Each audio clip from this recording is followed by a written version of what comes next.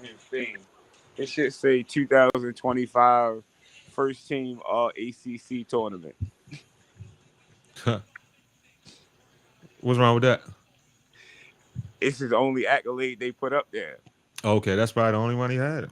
Nigga ain't want no All 1 year. American, want no All ACC, first team, second team, third team, nothing. Yeah, Preseason, nothing. Just yeah. he Yo just was a wanted to win yo, the ACC tournament. yo was a college project. That's what got him drafted. And the bigs. He actually didn't play that bad for the Sudan team for real. And I think that's the potential he showed in that is actually more than he showed in college and shit. Because he was trash this year for real. He was just all project potential. Like he's the traditional number one bust big man from back in the day and shit. Like yo would have went number one in fucking 1998 and shit and would have been a bust. Better bust.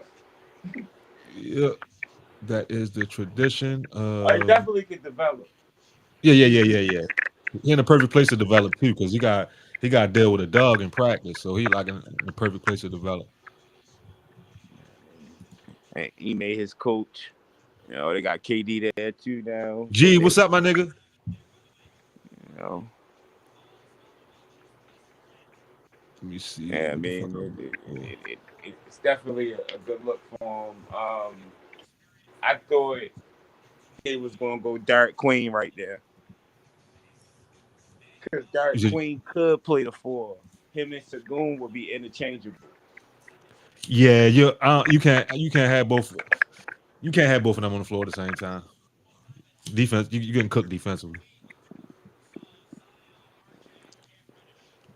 Oh, and that's what I'm about to say. About Queen, they say yo was dead last or close to last in every drill at the combine. But I'll say that's what probably got Joker in the second round and shit. You know what I mean? Some niggas Like, gang players, some niggas not. yeah. Not watching, not paying attention completely to tape and looking at that workout warrior shit. You know what I mean? Yeah, Definitely 100%. I'm looking at the tape saying what a nigga did against the best players in the country last year. He was abusing them motherfuckers. But what I will say is that same thing because of Joker. I think it's going to have him still in the first round because Joker exists. You know what I mean?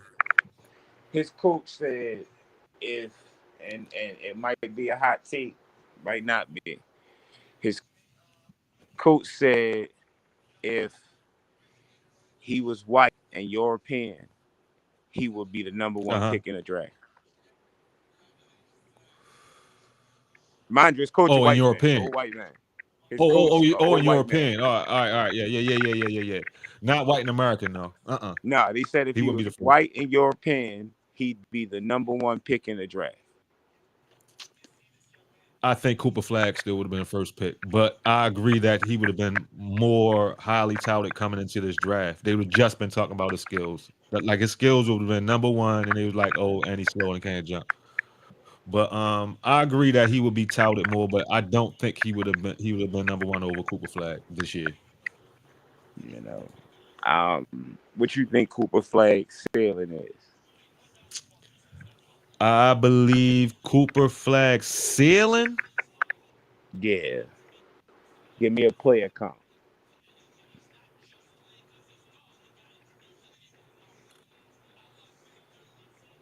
Right now, I'll say Sean Marion. Sean Marion. Put it like this: I think AK-47 Sean Marion, somewhere between there is his floor. Sean Karolinko. Yeah, I've I been think hearing I think AK-47 a lot. How tall is Cooper Flag? AK-47 and Sean Marion weren't that far apart as players for real. They were very similar players, just different nationalities for real. That's why I said that lane right there. How tall is Cooper Um, Flag? 6'9". Danilo Legit, Gallinari. legit. No, no, no. Mm-mm. That's way off, y'all. I respect your basketball acumen and your eye 100%, but that is way off. They damn near polar opposite players, y'all. Danilo Gallinari. That's his ceiling. Nah, because if nothing else, he's gonna be an energy guy. He's gonna be a very good to great defender on defense, help defense, all that shit. And Gallinari was a shooter, Cooper not a shooter. So that's I ain't like talking the player comp as far as their styles, as far as his ceiling, as far as how good of a player he gonna be. I don't think he gonna be that good.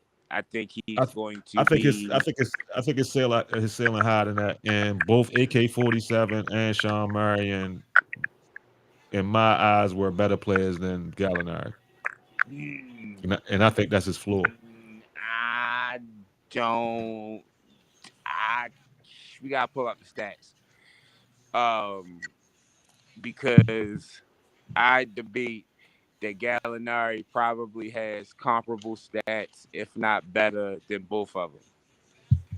Yeah, but we can't the rebounds and the defense though, y'all. I get that, So I can't say that he's a better player because he got but better and then stats. even if you put rebounds in there, he probably got around Sean Murray in average for his career. I'm almost certain to guarantee that that's I not true. can't look it up right now, so I mean you're welcome to look it up, but All right, let me look this up, yo. Let me look this up. you know that's me freestyling. Gallinari 6'10", so he had to average about 5 or 6 rebounds a game. Yo, motherfucking what's the name? Whatever you got going on with that screen, it been Yeah, blurry like a little box this whole time, so I can't see shit. And you just you made said it it's been bigger. blurred. Yeah, Let me look on the joint real quick. like it's blurred out, like you know how it's private or something. Hmm. I wonder what the issue is.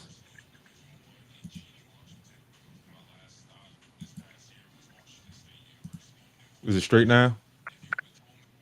Well, I don't see nothing. I just see you in the background, which is Denzel Washington head. So it ain't blurred out no more? It ain't nothing there. All right, let me see what's going on with this thing. Glad you said something. I looked I at that mean, shit no, it's earlier. not blurred out, but it's also not nothing there no more.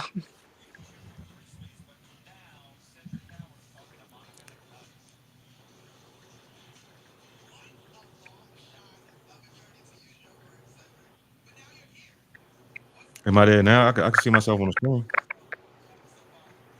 Huh? Can you see me now? I can see you. I always could see you. Okay. You had like a little square box that was up by your head. I assume it was supposed to be like Right. some type of media or something like that. That's Got you. what was That's gone. blurred. That's It's gone now. gone But I though down. and I look normal on the screen, right? Yes. All right, cool. All right, let me see. Group these niggas.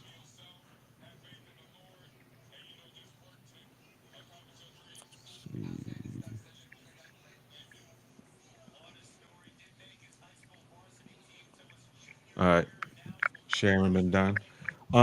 Where was we at? Oh, Gallinari stats. Let's see something real quick. Um,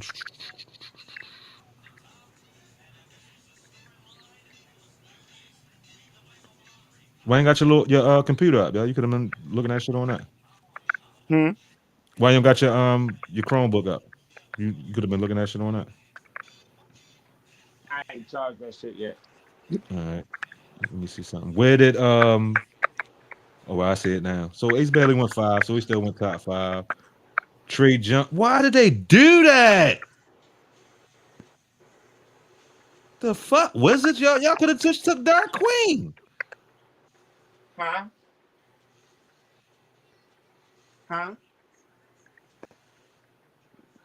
They could have just What? took Dark Queen, the Wizards, yo. They took another fucking guard, yo. What's it stupid? Yo, they just got main man from fucking France.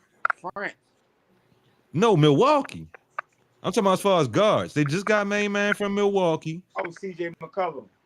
No, I'm talking about the young nigga from Milwaukee. That the skinny young. He like 6'8". He play like the two, yo. Fly all over the place, yo. Oh, I don't know what you're talking about. They got him from Milwaukee in that trade last year. They fucking got and they got Bub Carrington, yo. They don't need another young guard, yo. Shorty nice though. He is nice, but still though, yo. Maybe they think that Cigar nah, G. they got Color Bully. Then they just picked up some guards in the fucking trade shit, which I think they probably gonna waive CJ. Yeah, they supposed to took Queen. They got a fucking stretch center, and Queen would have been perfect. They got a center that don't really play in the post, and then they could have had Dark. They would have been perfect high low, yo.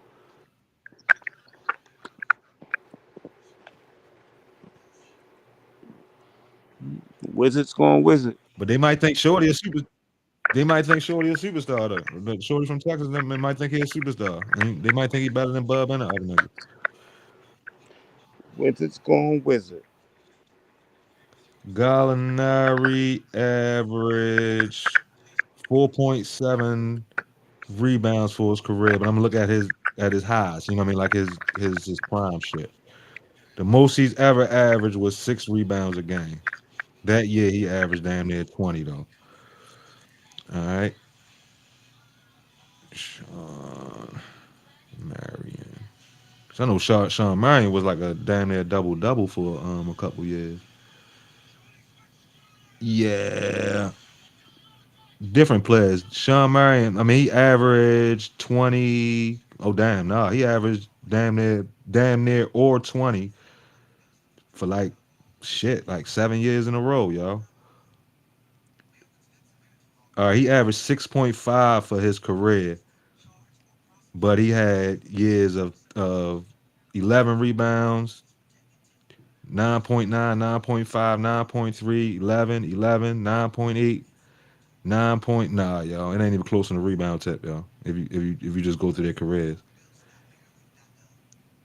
Then in 2010, 2009 was the first time last time he averaged eight rebounds. Then it started dipping down to 6 and 7, and then 3.5 his last year. But he never averaged less than 6 assists again, 6 rebounds a game. It's not even close on defense and the rebounding. Career.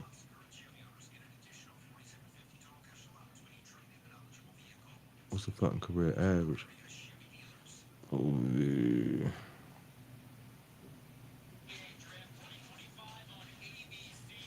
How they show that? Yeah.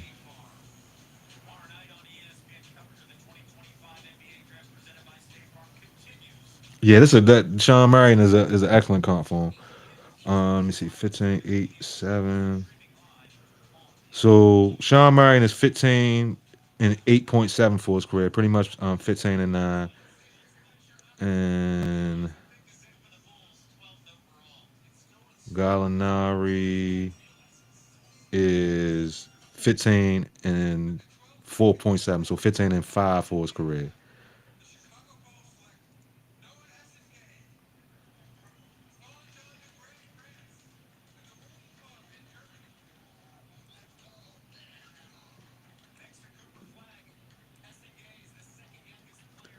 Engage from France. They got another French nigga forward. What kind of forward is he?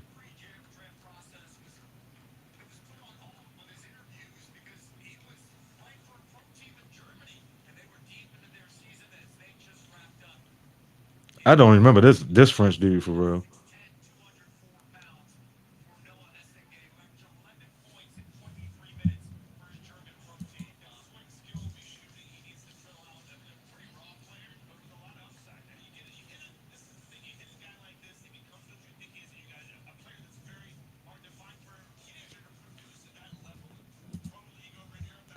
see. Yeah, you're right, Mark. Nah, Mark.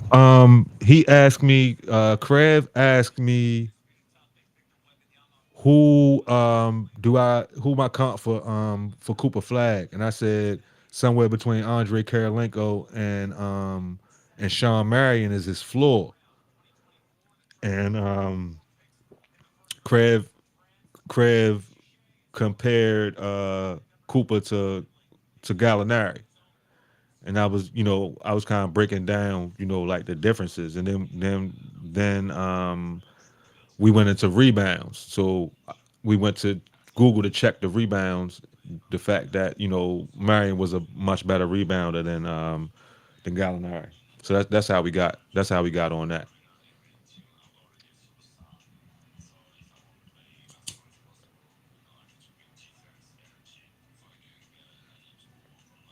I don't know what happened to Krav. I think his phone might have went down.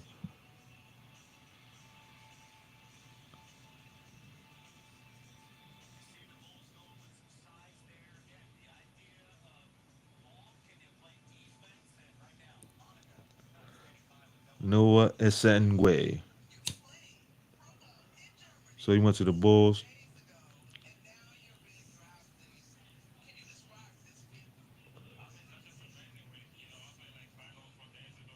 Playing in that Euro League, that really it prepared these French kids not to necessarily come in and automatically be stars right away, but they come in as capable role players at the very least. Because even the dude that went first to Atlanta last year, I mean he ain't kill, but he was still a very capable role player for the Hawks last year for real, with some upside. I don't know if he's 6'10" though.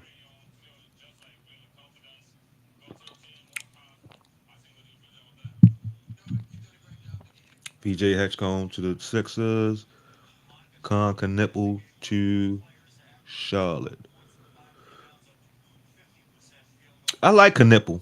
He's not very athletic, but I like him though. He's definitely a shooter, solid playmaker. He play hard on defense. I don't know how good a defense he's gonna be, but he plays with a lot of effort. If his floor is mine, that's pretty good. Sean had a French Hall of Fame career. Yeah, yeah, I agree. I think his intangibles bring him to Marion. And the fact that they want him to be a superstar is going to give him the opportunity. But sliding in on that Dallas team is definitely I definitely see him in a Marion type role and shit. Damn, Oklahoma got a 15th pick. The hell is they going to do in the draft? You don't supposed to win. Was he a reach at that spot? Um, Not really, yo. He got a lot of Mike Miller with him, yo. He got a lot of Mike Miller with him.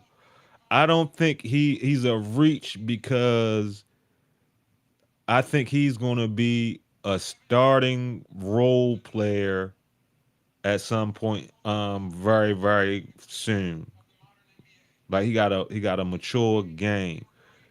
Um, and for Charlotte, he's a good pick for Charlotte, especially being standing in the state of North Carolina.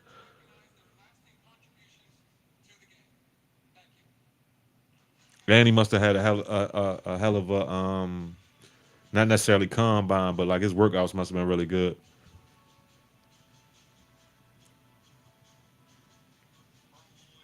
Is there anybody I would have taken over him at that spot though?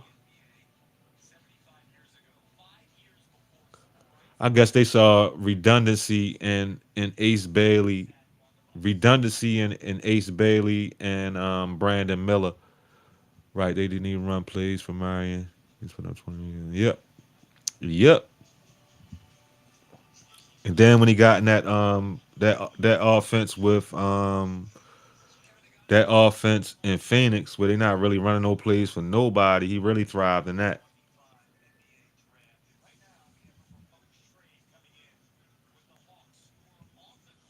Yeah, I'm pretty sure he interviewed well, but I'm also pretty sure when they put somebody in front of him, I'm pretty sure that when they put somebody in front of him, that he also did well, like as far as like competition.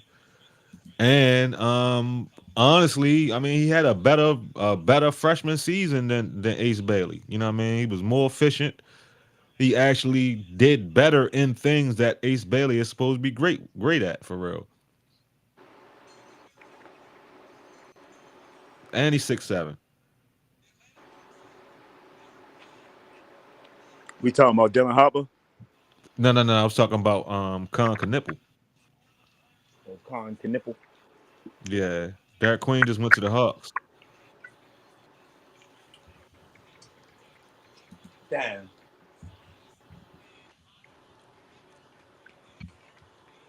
I know one thing he ain't catching. He ain't gonna be no lob threat. I'm gonna have to actually give him the ball. I think they pivoted from Trayson, so he probably got it. Yeah, and I He probably actually got a few like good games. him with. I kind of like him with a Kongwu, y'all, in the front court, y'all. That's not bad.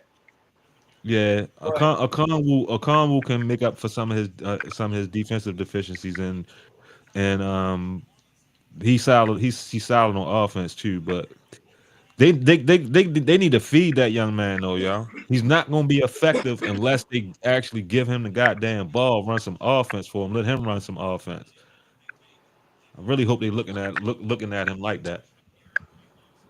he went number 13. I ain't mad at that. Yeah, no, I ain't mad at it at all.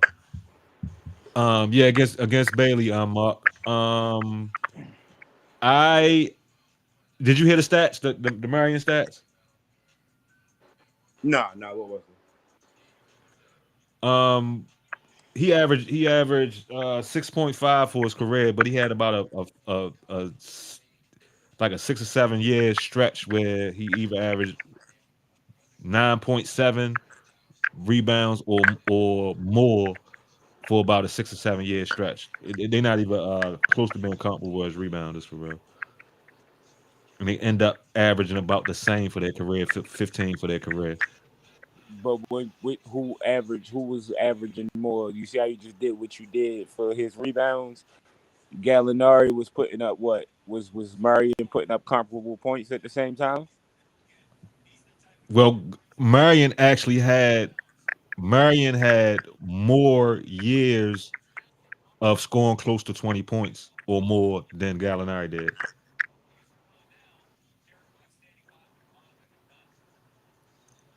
I gotta check the situations. So, all right, I'll give an example. What are we looking at right here? What's this? That's Karolinko.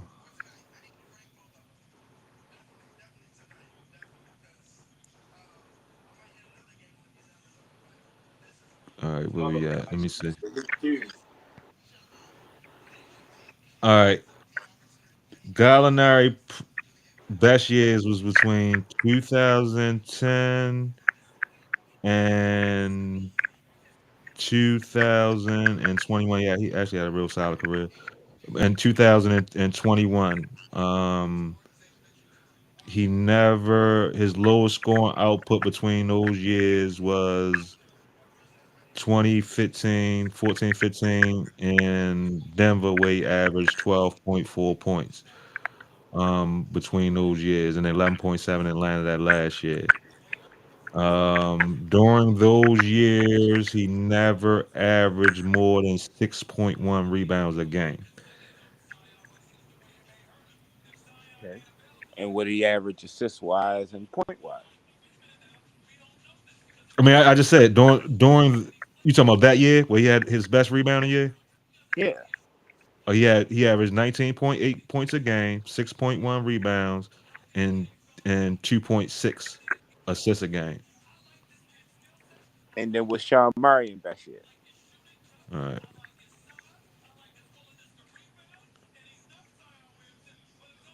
Marion's best. year was 05, 06. He averaged 21.8, so almost 22, and 11.8 rebounds a game, and almost 2 assists a game, 1.8 to 8 assists a game. The year before that, he averaged about 2 points less, 19.4 and 11.3 rebounds. So during the stretch between,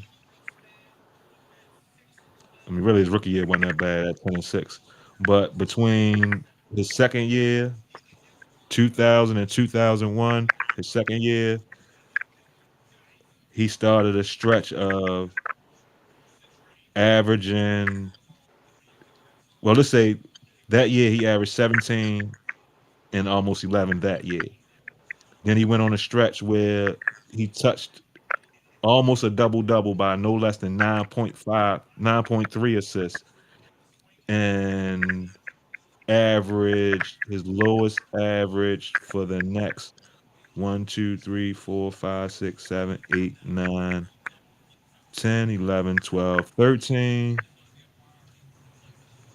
For 13 years straight, he averaged at least 12.5 points a game for 13 years straight.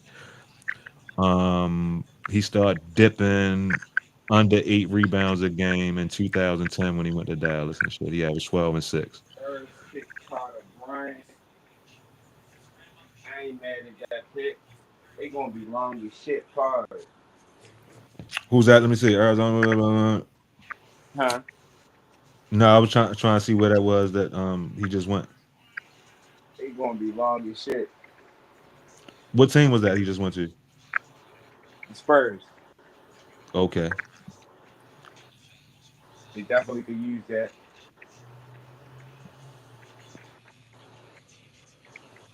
I think they'd have definitely took Derek Queen if he fell to that next pick that they had. Him and Wimby would be crazy. Yeah. I wonder if he thought about that shit. Shit, I could fall the Spurs, but that motherfucking Atlanta picked him. He gonna turn up in Atlanta though, so Yeah. Yeah. it's all good. I mean, a Congo like a lesser version of Wimby. Nah. I'm talking Nah. about more defensively. Yeah, I mean, he like 6'10". I He mean like Wimby six more of nine, 6'10". everything, but Yeah, no, I'm just saying Wimby he gonna be. play big. Wimby is big. Pause. I mean, I know what you're saying. He's an actual rim protector. I agree with that part. Wimby just like Wimby like make up for so many deficiencies. Like you can actually press niggas with Wimby back there like that. Like he covered some of the perimeter, all that shit with his protection. If I'm OKC, I'm taking Asa Newell from Georgia. Yeah, yeah, yeah. I agree 100%. Either that, or you go hard and you draft another redhead motherfucker. And I can't never I pronounce like his name. I like Asa Noel. I like Asa Noel. Even though Hartenstein he look old, he's not old. Um, but he don't got no verticality to him. Asa Noel just he'll bring a athletic. We can see that they needed another big man. Yeah, We can see that, and it'd be great to have another athletic one. And Asa got some offensive upside too. So I like that. I like that pick, and he can help in ways immediately. Yeah, I definitely like that pick. If they not looking at him, Minnesota need to look at him hard.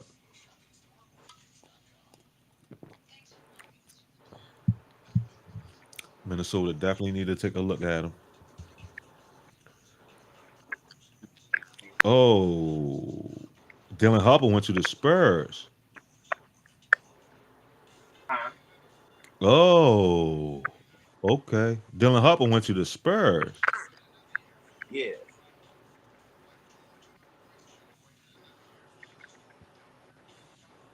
Where you thought he went? I To the thought Sixers? Chicago had number two.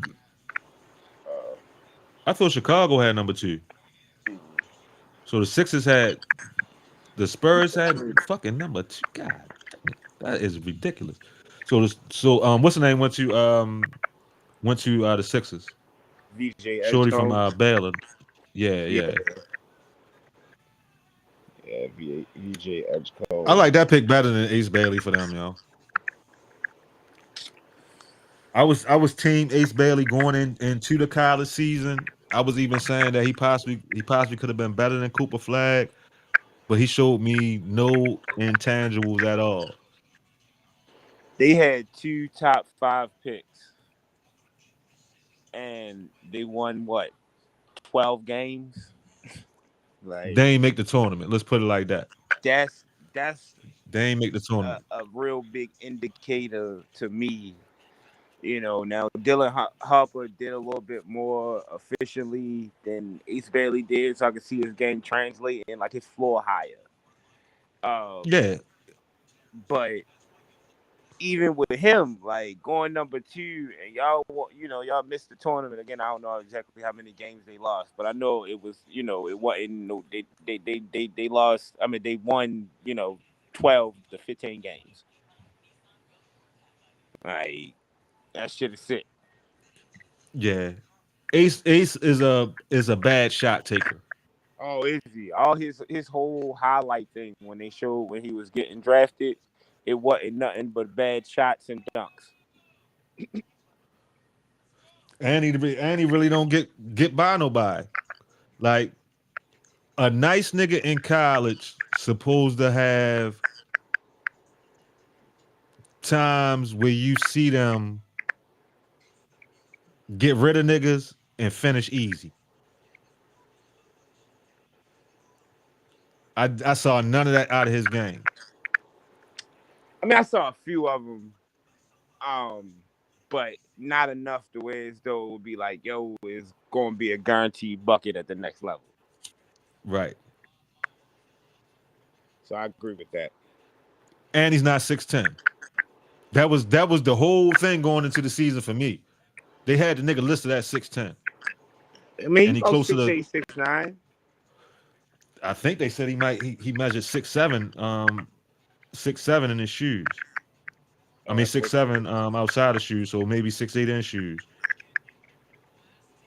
That's wicked. But I mean, same thing happened to what's the name last year though, or the year before last. What's the one that went to Brandon Miller? Same thing happened to him, but I don't think he's. I think Brandon Miller coming out of college is better than Ace Bailey for real. I don't disagree. Um, but I Google still think got they the gonna nigga at have six like a ten. similar trajectory. Only difference is Ace Bailey gonna have a green light. He might average 20, just off bad shots.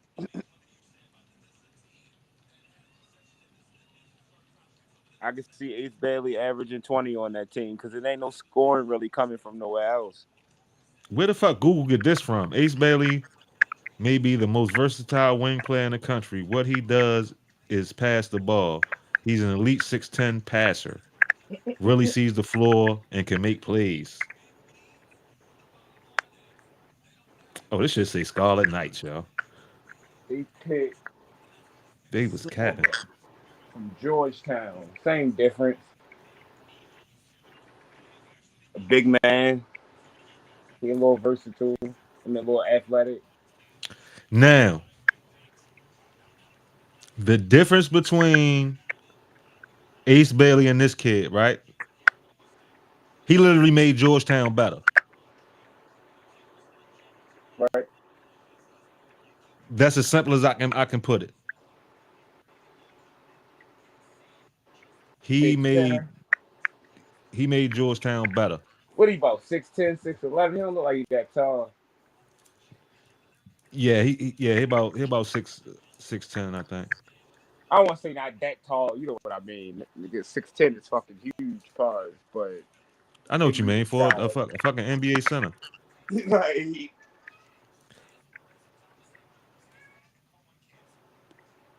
You know all that wingspan, all that shit mattered too. Standing, reaching, all that shit mattered too. It yeah, he almost got he got NBA body. It looked like already. Add on a couple pounds of muscle, but it looked like he'd do alright out the break. Him and and he Chet gonna be definitely him and Chet gonna be alright. yeah he definitely already from what I seen got more ready offense than Asa Newell. Asa Newell just an off the charts athlete. He's closer to what's the name from Dallas. What's your name from Dallas? Lively. Oh, okay. That's who Asa Newell is closer to. This kid actually is more of an all around big man already. Okay. Once again, a kid in 19. If it was 2000 on back, he probably would have been a top 3 or 4 pick for real. Like it always used to be big man first. It could be the nicest nigga in the world in college. If a big man look like he can get you 15 and 10, they taking him first. They That was shit used to be like that up until fucking Kevin Durant and Greg Oden. well. I agree, but that one was different because Odin did look like a generational talent as a big man. Of course, Kevin Durant 100% looked like a generational talent. And I think in that situation, even with the old sensibilities, you still take Kevin Durant because the nigga's fucking 6'10" with a 7'2" nigga arms and shit. So that Yeah. kind of They, but they did the same thing they did, like you were saying in the older I days. They I said, fuck agree, but I agree 100%. They took the safer big pick. man, but it used to be worse than that. The nigga would not be as nice as Greg Oden was, and they still take the big man. That's how bad that shit was. Michael Olowokandi goes first, even though he was like All American and all that. The nigga was old as shit. You know what I mean? Michael over fucking Candy. That's bananas. Cooper Flag, bitch ass, getting interviews already. So Mila Watch was the only potential reach project that I've seen so far. I agree with that. I mean, but this draft it's full of more ready-made players. It ain't a lot of like high-end superstars, in my opinion, in this draft. Which means somebody who ain't paying attention to gonna be a goddamn superstar.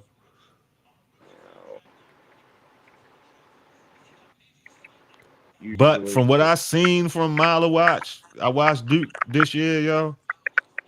He got a whole long way to go, yo. Like I'm talking about in every aspect.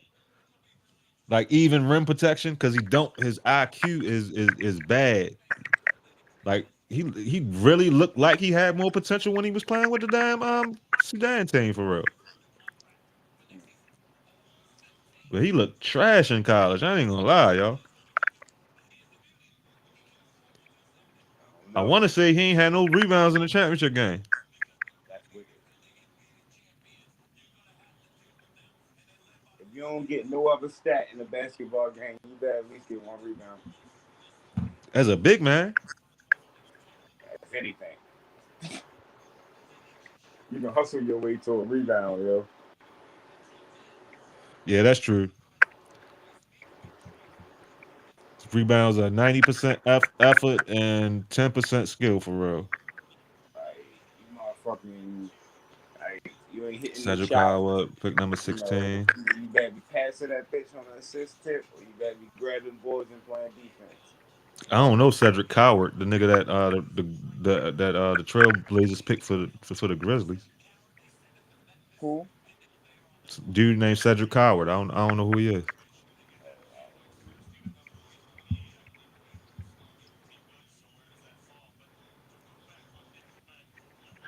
All right, hear me out while we talking basketball. All right. T Mac and Paul George pretty much had the same career, even though Paul George went further in the playoffs as a league guy or whatever. T Their Mac numbers had are higher damn highs. near identical. T Mac had higher highs though. Um, yeah, I guess. I mean, he had two scoring titles. Yeah, I mean, I'm not disputing that, but I mean, Paul George had years where he averaged what 26, 27. You know, so he had really good Well, years too. let me at the end of careers, they are very very comparable players. Hmm. There was a time.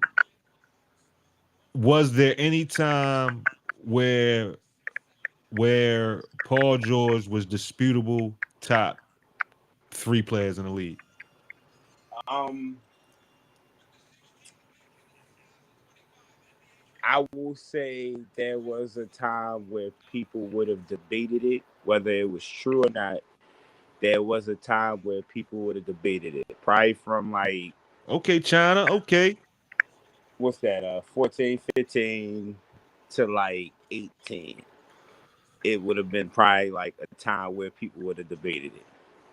Maybe okay, even before that. That year that they went to the conference finals, they beat Melo and the Knicks in the second round, and they played LeBron in the Eastern Conference Finals. I think they took them to seven.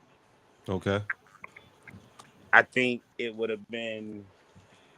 I don't know if I would have did it, but I know a lot of people were saying Paul George was one of the best players in the NBA.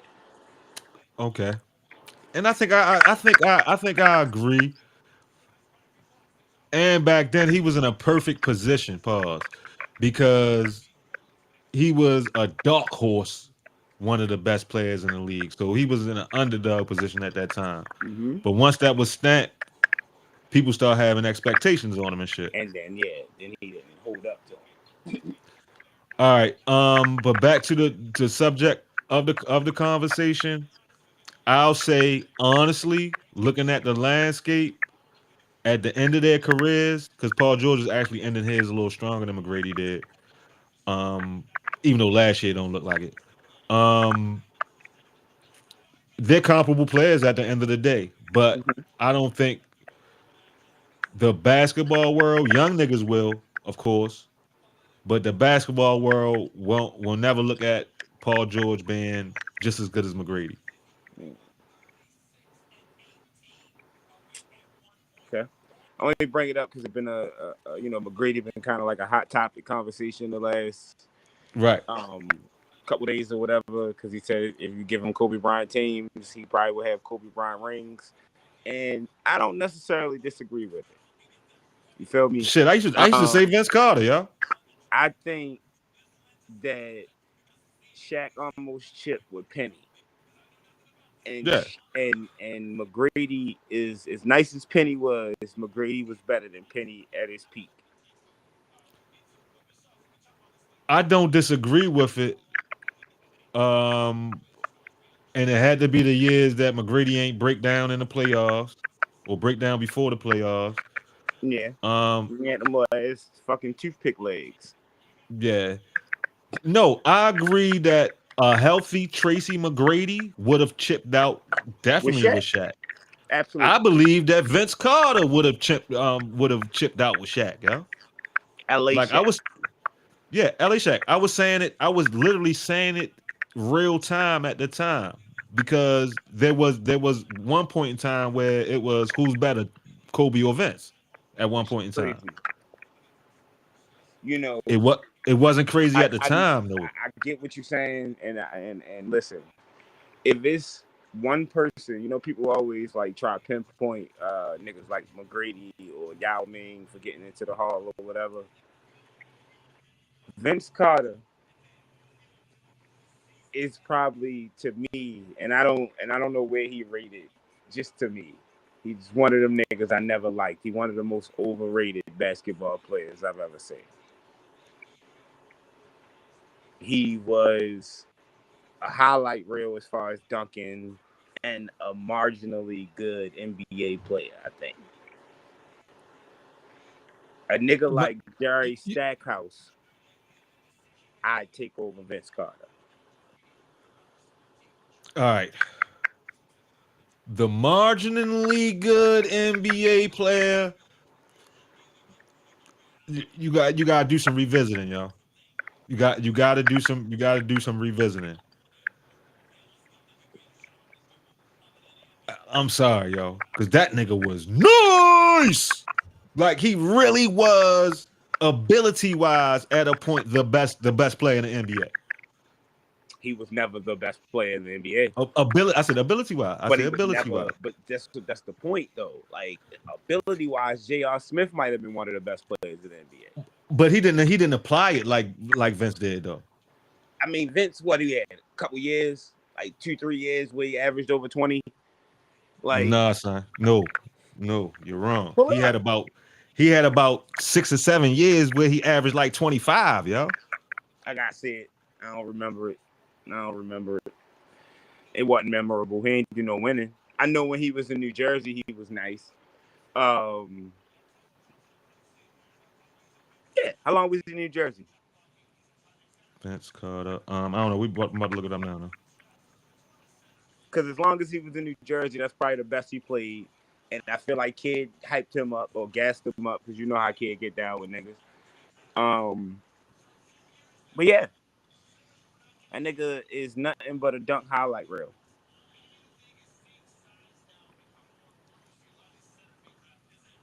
All right. So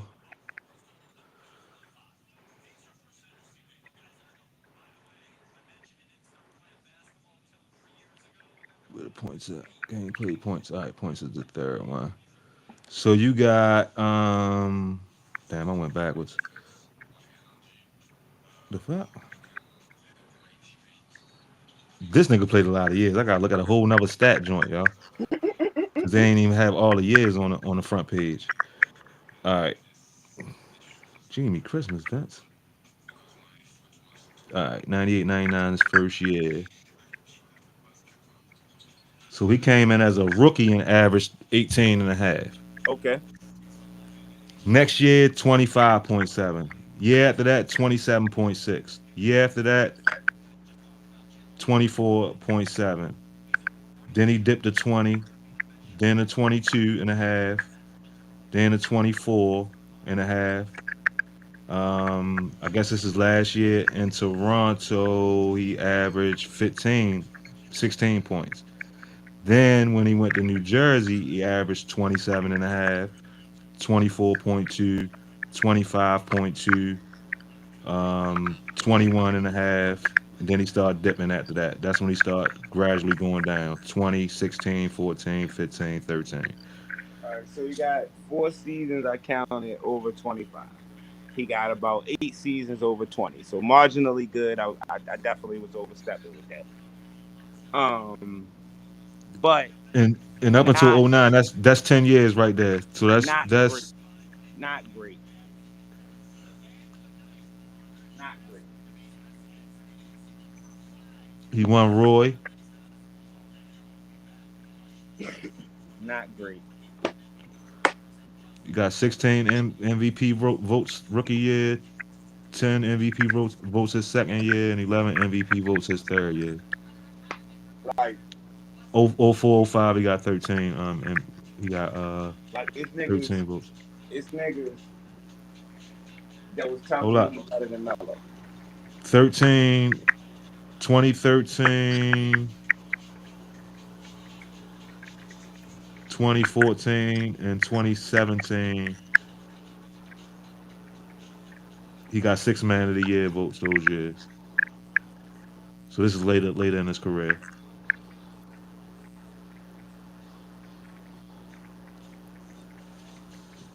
I take back the marginally good NBA player. That was me being a hater. That's on me. But I stand on what I'm saying. I Most mean, if you over want to say that Vince was overrated, I'll say that could be somewhere. It could be some truth in that because the nigga was like the biggest All Star vote getter for like 8 7 8 years in a row. And we know that there were better players in the league, better winners in the league. So that might have been because of the things you said earlier, because of the Flash, because he was marketable and all that shit. I'll agree with that. Was Vince seemed like he played basketball because he liked hooping, as opposed to winning being his ultimate goal the whole time. So I'll agree with personally, Vince was an underachiever, but I won't never say that he is wasn't a great basketball player. The nigga was great, yo. he was good. He was overrated. Pull up Mellow stats. He was overrated. I will. He's overrated. He was overrated to a point. But then after that, I'll say that he was kind of what's the right way to put it? I think he went from overrated immediately to underrated to his career being underrated. If you ask me, like he was never properly rated as a player.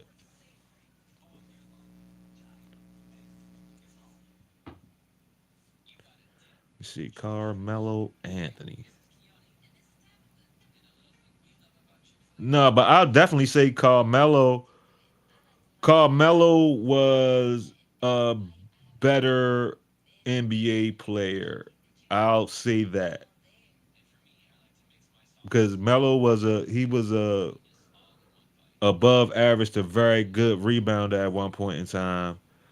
Um, Neither one really known for defense. I'll say like Vince made up for it a little bit with some blocks and stuff like that. But let me see, Vince might have been a better playmaker too. Let me look before we do this.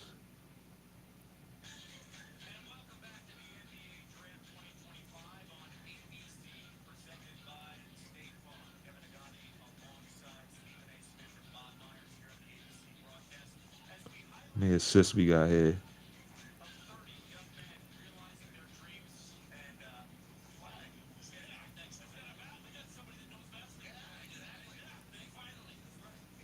Four.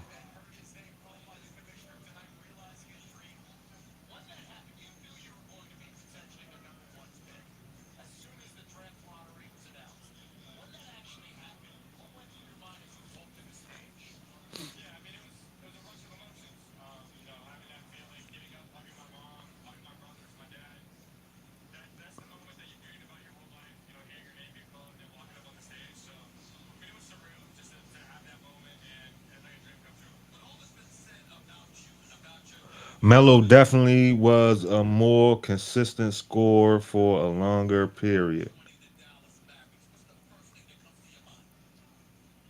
Because Melo didn't drop under 20 until looks like his 12th or 13th season. No, 10th season. No, hell no. See, points. 16, OKC. Shit. Until his 13th season. Yeah, Melo ain't dropped. He pretty comparable on MVP votes.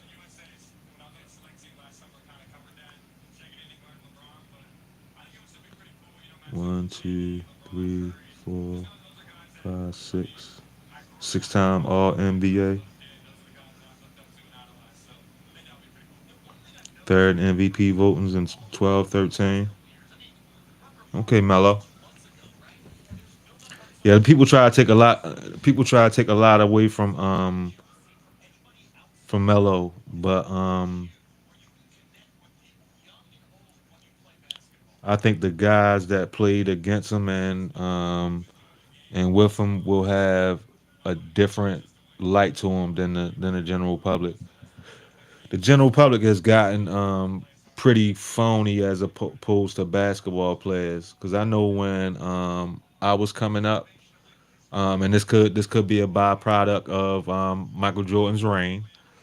Um, that when I was coming up, players were just players were just acknowledged for being who they were, for being good. You know what I mean? For being great, the great players that they were. And rings were almost 100% looked at as team accomplishments. I was just giving Melo a little bit of props and shit. And no, Melo definitely had a What better happened? more.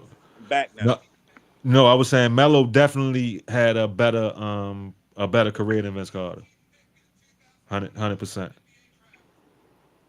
Because Melo was still going strong 10, 12 years into his career. And I think that's where my disdain for Vince Carter came from. A lot of people saying he was better than Melo. Yeah, nah, I can't. Vince Carter, I can't. Vince Carter won't be put on any list above Melo, y'all. I don't know. Where was he on that top 75 list? I don't know where he was on that list, but going forward, like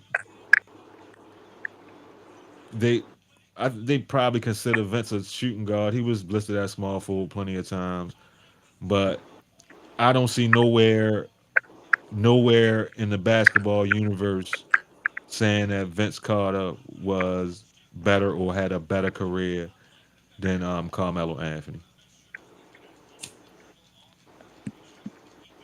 Melo had the year he won a scoring title, he was third MVP votes,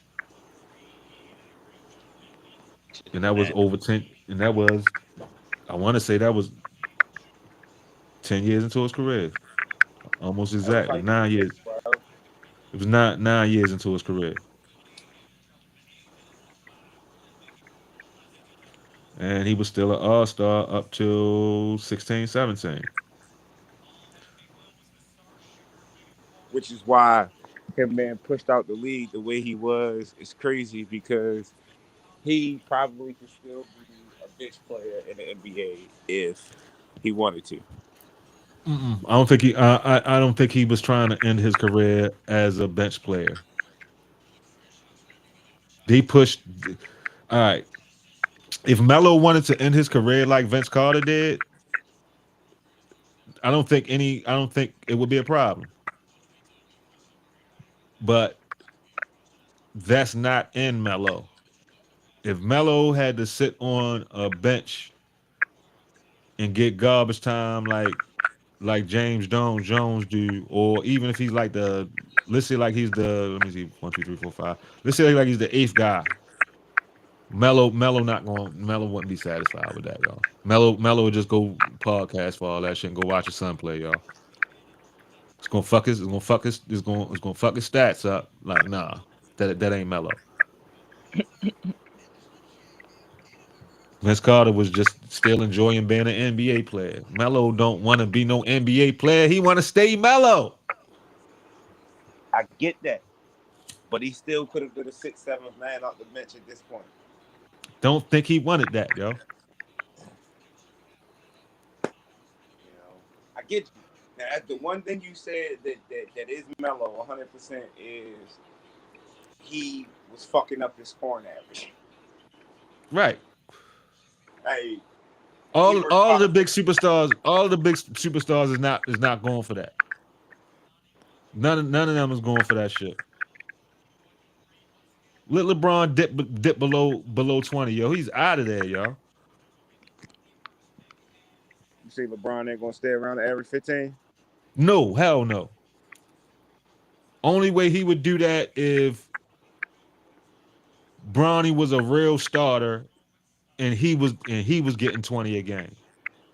And that's I as much as I love nephew, that's not happening. If it do, it's going to be like the greatest story in NBA history. He need to go Not get not him some not of in that enough Bugs time. Bunny Not in enough juice. time for LeBron to still play. We don't know what happened in 10 years. You know what I mean? 9, 8, 7 years, but not in enough time for LeBron to still be averaging 15. He So need to I go don't. get him I don't. some of that Bugs Bunny juice, cause from Space Jam, and get him right. Man, I, Bronny already on that Bron, y'all. I can't giving He's him he's enough of that Bron. nah. He gave him plenty, yo. And that nigga took off in that G League, yo. Oh, what's going on? What you mean? Why What's when going he on? came back to the league, he wasn't going off like that? I mean, after his during his G League run, he had his best games in the NBA. Who was his high in the NBA? Uh, 17. That ain't bad. Somebody probably wants some money off that. They had best before the season started that he wouldn't have a 15-point game.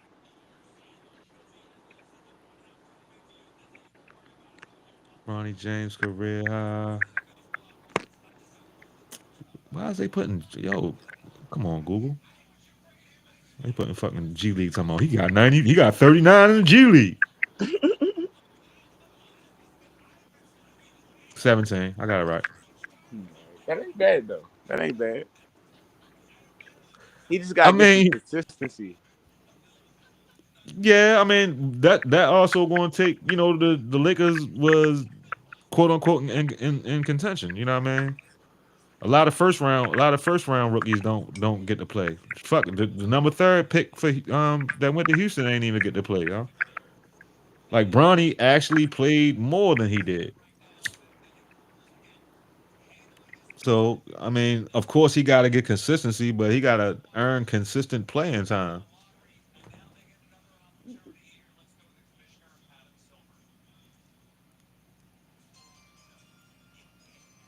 Yeah, but definitely against the G League comp, he definitely looked like he belonged at the pro level at the very least. You know what I mean?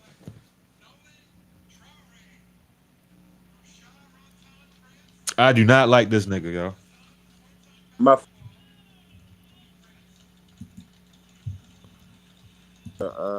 I don't like this little French nigga they picked, yo. who Nolan Traore. who the Spurs picked him or the Yeah. Rockets? Yo, this is the most French looking black man in the history of French of the world, yo. That nigga look French, yo. Pause. Hey, yo, what you got about motherfucker? What you got against motherfuckers from across the pond, bro? Nothing. I ain't got nothing against nobody. I'm just saying this nigga look French, yo. Like, yo, look French, yo. That's funny, yo. No, I don't have nothing against anybody. And that the little nigga over there now, he's gonna be the shit. No. Little Maybe Victor, it's maybe Victor it's Greek, just British. Maybe it's just Victor. British actors. Like this nigga look like he got a French accent. The little nigga, damn, I forgot his name, yo. It's gonna come back to me, and I ain't never gonna forget it. But yo, quote unquote, 13 years old and is about to play in the Euro League next year, the real Euro League. That nigga is Victor Greekwanyama, yo. 6'10", 13 years old, about to play in the damn Euro League. Dominated all of the junior Euro League shit over there. And they up to How old was they Luca when he started playing? I believe Luca was 15 when he played for the major men, started playing for the major men's team.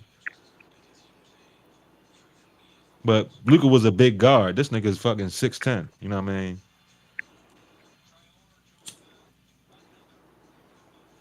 Which I'm saying bodes more for Luca as a guard. You know what I mean?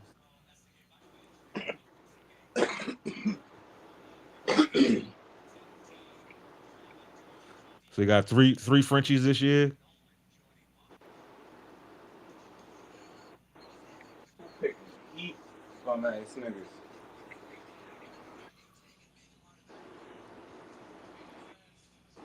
Them niggas said they wouldn't offer up Haywood, Highsmith, Jaime Hold on. Jaquez, or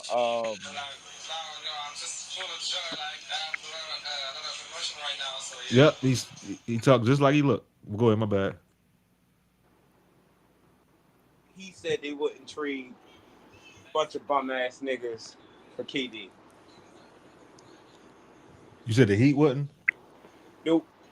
I ain't want to see Jaime KD in. Jaquez, they said was off limits. Haywood Highsmith was off limits, and they wasn't willing to give no draft capital from the draft this year. Yeah, he ain't winning shit. Pat Riley need to go ahead and fucking All right, retire.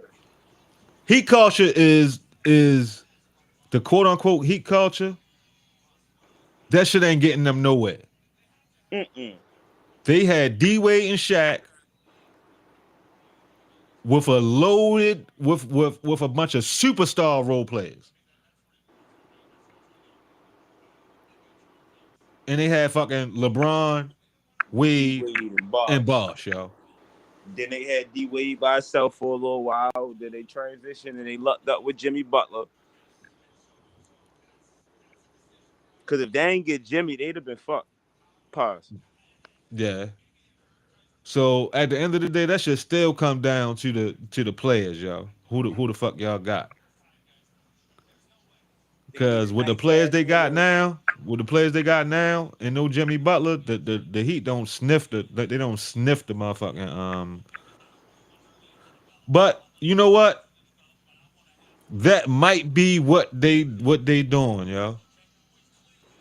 What? They might not want. All right,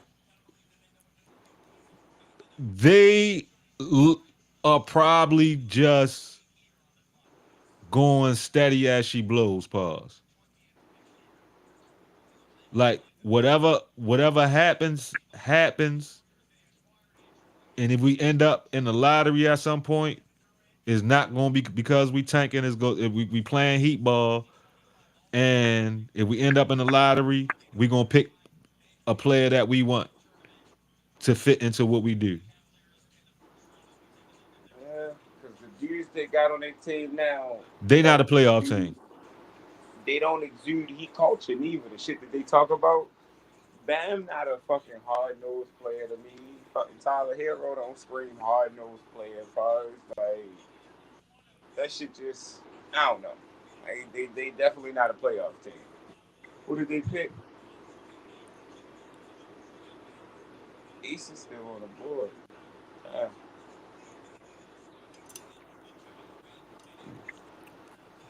pick a They bunch need of somebody guys. better than Tyler Hero. Huh?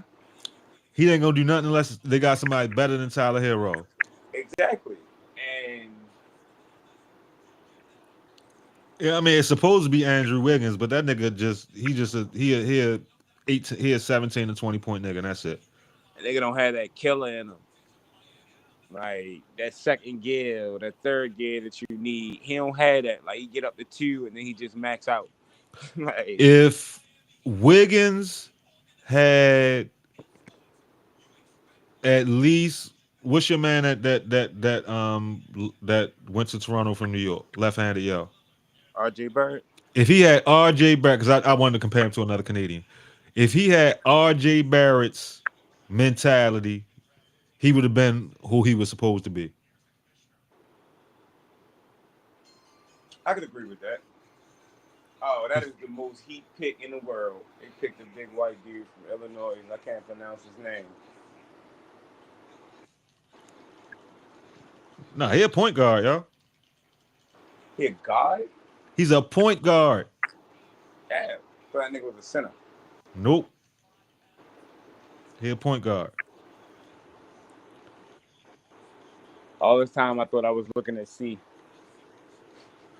Yeah, he is inefficient.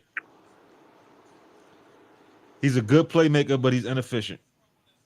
Fucking heat pick, heat type pick. They say we can't pronounce his last name. We want him.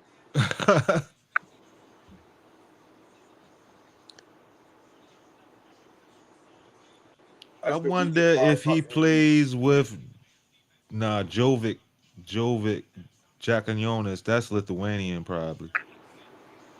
I like Joe. I don't know if he's gonna take another step this year though. If he don't, is the Heat culture fault? I like Yo though. You say he inefficient. He can he shoot? He inefficient. He shoot a lot. No, he don't shoot a lot, but he's inefficient at shooting. No, well, that sucks. Like he's a Their first highlight they show is him hitting the midi. he a top tier playmaker.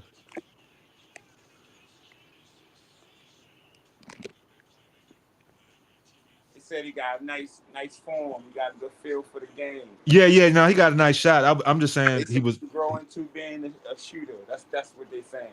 Yeah. I don't No, he really watch definitely that got much the play. he got the chops to he got the chops to become a really really honestly. I don't know what draft guys are thinking, but he really should have been in the lottery, y'all.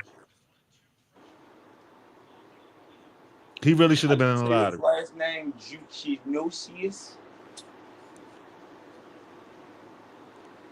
Jacus Jukinosius. Jacushonis Jacus Jacusius. Pause. That should sound nasty.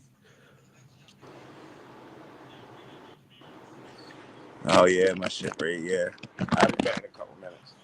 All right.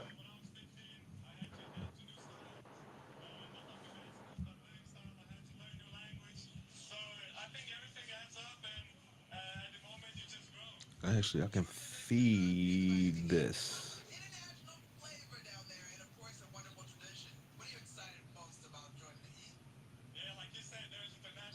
Can feed this.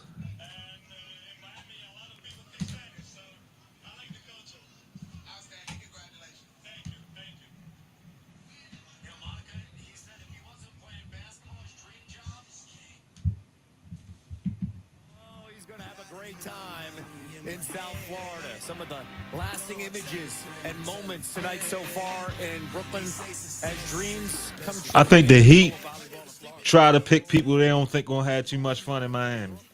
After these messages. I think that's what goes on with Miami. They literally try to pick players that's not gonna have too much fun in Miami.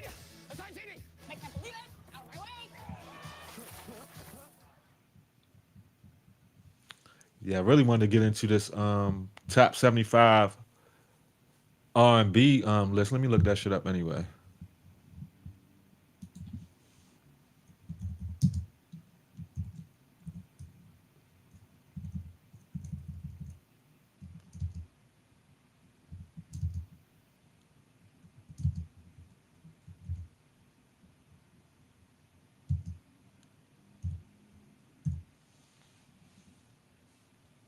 See what we got here. Billboard list. Try AI mode. Not interested at the time. See R&B. Oh, there's women in there too. I wasn't even thinking.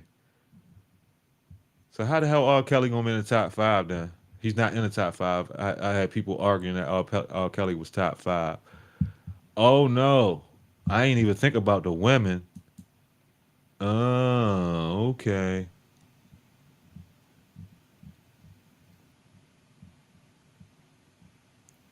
okay, okay. The list cooking then. The list is cooking. Oh no, this serious. We definitely gotta get into this. without ads on Billboard? Yes, I'll take ads.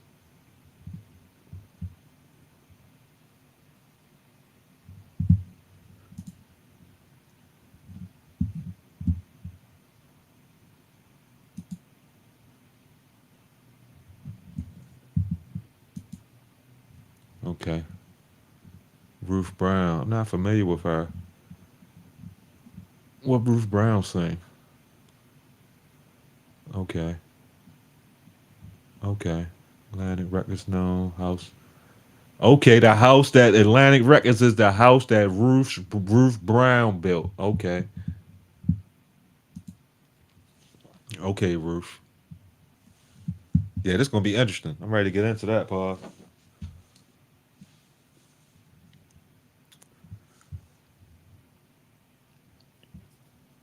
I want to see who the I'm always interested to see who the Celtics and the Lakers pick up. Let me see something. Has the Celtics had any picks yet? Anybody that's watching know? I don't even know why I'm looking at my bets for the night because they was looking nasty last time I looked.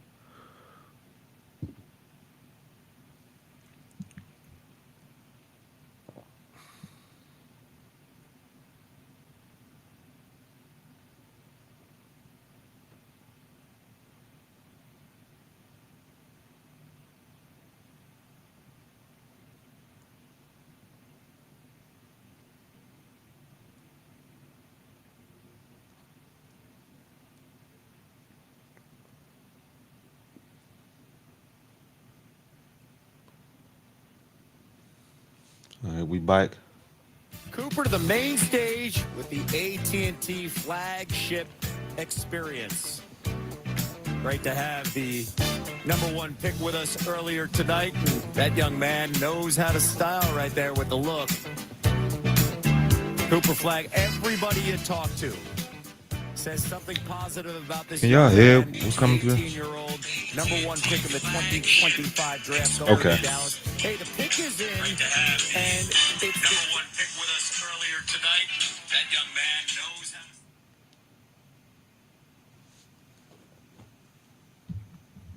And you see the trade right there. Here's the commissioner. Wizards received 21. With the 21st pick in the 2025 Okay, NBA Wizards draft, traded back. I don't mind that. Jazz select Will Riley from Kitchener, Canada, and the University of Illinois. God damn, two Illinois kids back to back. Illinois players, third time. Illinois has had multiple first-round picks in a single draft. Got to go back to 2005. Y'all see who dominating that draft? Clutch Sports. Averaged over 12 points and 4 rebounds. Scored 31 in a season debut, the most points by a freshman in a debut for Illinois in program history. Yeah, I mean, look, tough player, 6'8", good size, 19-year-old player, 32 from 3, 72 from the line. Betting on the upside with guys like this. Not great shot creation, but again, I love the size. I mean, 6'8", you see these teams, and you see these teams that have switchable players, big players can guard multiple positions. These are the type of guys, these tall wings, that are going to be the most valuable players in the league. And you got to find out if they can or they can. And that's the question here with this pick. Long. Well, I got trashed tonight First of all, you got to put on some weight. Yeah. Even though on a Jeff betting Hornady will set. tell you that's not necessarily so, but you do. You need to put on some weight on the NBA level, no doubt about that. Shot creation, Bob pointing out, that's a problem. You always have a problem if you're long and athletic, but you still struggle with shot creation. That makes me question your ball handling ability. I got to watch out for that. His mom, Tracy, his biggest supporter, credits her with getting him to the draft spotlight. A lot of these tall wings can't is not creating space. I don't like the way he run. I don't like the way he run.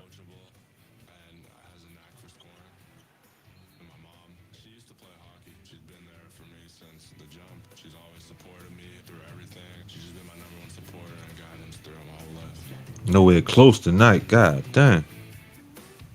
It's always had happen at the real close ticket. And Will Riley. And by the way, Riley was the Big Ten Sixth Man of the Year. You see That's love, yo. You don't even start on your college team, but you still go in the first round. And it's actually been precedent for some very good NBA players that didn't start in their on their college teams but came in the league to become top level starters. Just off the top of the head, Zach Randolph was one of them. He didn't start his 1 year in college. Who else? Who else? Who else? There's some other ones. There's some other ones, but Zach Randolph comes immediately to my head. Pause, and that's probably a byproduct of playing for Izzo for real. Like he's gonna have some seniors that went to the Final Four when you come in there, and he's gonna give them every chance they get to be pros.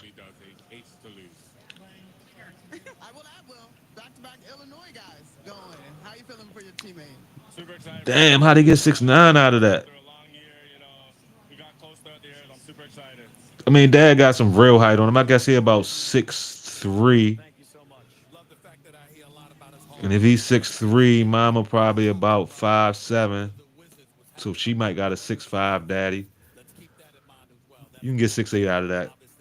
You can get 6'8" out of that. I mentioned that he's the sixth man of the year in the Big Ten. He started the final 7 games, averaged 16 points over that span. So there is growth here when you see the ability down the road. I seen this kid, not him in particular, but that type of guy. Ah, Got a starting opportunity, and again, these are the type of guys, 6'8" wings, take a swing on. Not to say that he should be drafted here, but these are the type of guys, if they hit, they're unbelievably valuable. You can't get these guys in free agency. They're very hard to get even in the draft. And so then you say, I'll take a guy that isn't as polished as maybe you'd get in the top 5, but these guys end up being... wonder if Kwame Jr. would have went first round. He might have went first round this year. Pointed out earlier. Listen, when you're this young, and one of the things you hang your hat on is defending. That goes a long way. It does. Because you know they'll find a way. The coaches will find a way to get defenders on the basketball court. You ain't got to sit there mired in obscurity, wondering where you're going to get that time. When you're willing to defend, Boy, you got to get that corner tray ball together. As we saw, Johnson picked it early in the night with the Wizards. Now it's the Nets. Again, it's the Hawks with the graphic. It's the next. I forgot the Hawks got Jalen Johnson coming back next year. Again, 5 picks. He was really their best player last year. Of course, on paper it was Trey, but if you ask me, it was Jalen Johnson. 8th overall, and then Traore 19th, and those are 2 guards. And you look at the Nets. We've had this conversation multiple times. Very busy night for them, and it looks like the pick is going to be in soon. Well, it looks like, as far as we know right now, that's their pick. Yeah. So they got 3 picks now. Yeah. I'll be surprised if they're hang on all 5. Forget it.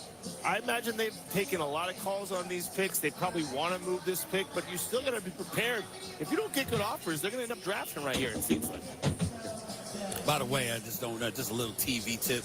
You don't have to turn your head. All you got to do is look at the I know, camera. but you know what I like? Rather than turning back to the audience. Time out. I'm just saying. If I'm looking away from you, it's positive for me. You have to be able But to I look past as you turn it towards the bench. You know what I like?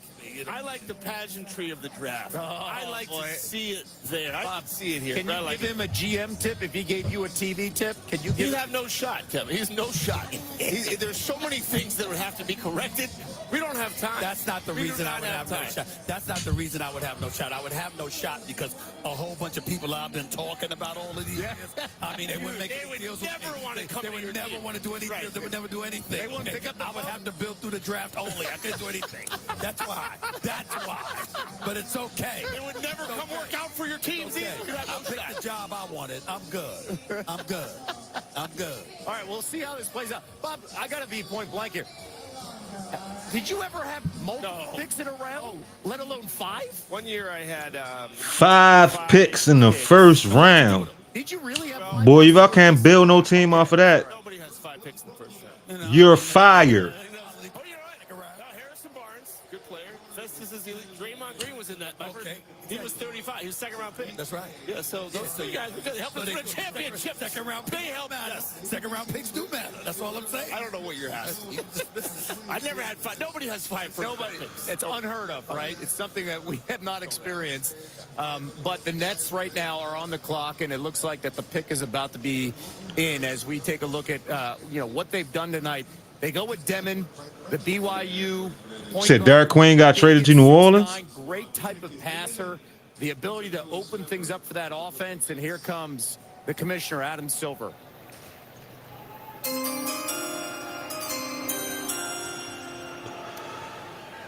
With the 22nd pick in the 2025 NBA Draft, the Atlanta Hawks select Drake Powell from the University of North Carolina.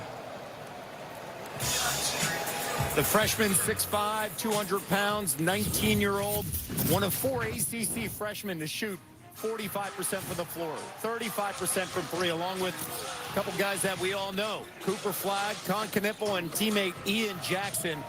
He's energy. That's the one thing that stands out. And a bloodline. He's the great nephew of the late Walter Davis, who was a star in North Carolina. He can guard multiple positions. He's a defense-first guy. I like Shorty, but Carolina was so trash this year. Like I couldn't even really tell what he was about. Like to say, there's a lot of guys like Luke Dort started off as just defense, right? Alex Caruso, just a defender. You can make enough shots, you work on that, you can find yourself, and you can become very valuable as a two-way player. This guy's starting off as a defensive first prospect. Oh, damn. Shot come around. That's what you're hoping for with a guy like this. Exactly. Shit, 43 max vert. First, prioritizing defense. And obviously, watching him at North Carolina, he's shown an ability to make some shots from time to time. So his potential is up there. I like him. You got the wingspan of a 7-footer right there. Damn. About a young man who's 6'5", and he's going to Brooklyn. We'll be back with more of the 20. Man, how do you go to Carolina as a 6'5" guard, dark skin, 7-foot wingspan, 43-inch vertical? You gotta put your stamp down in that powder blue when you got those measurables. That's GOAT man measurements, man. If you're gonna have the GOAT man measurements, man, you gotta do work at North Carolina. You can't be no role player type nigga, y'all. They say he hang his hat on defense, though.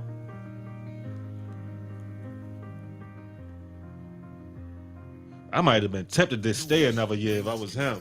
Like, let me get this usage this year. Show what I'm about. She's so ready to take over. But a lot of these players, man, they so programmed and so trained that they can't gain the creativity to be great. And a lot of these kids don't play a lot of pickup. So that's really where you gain a lot of your creativity from. And you got to have some creativity to be a great basketball player. Now, I watched a YouTube video on why the Chinese national team is never great as much as China loves basketball, how much they concentrate on basketball. And they said it's because of Chinese sensibility.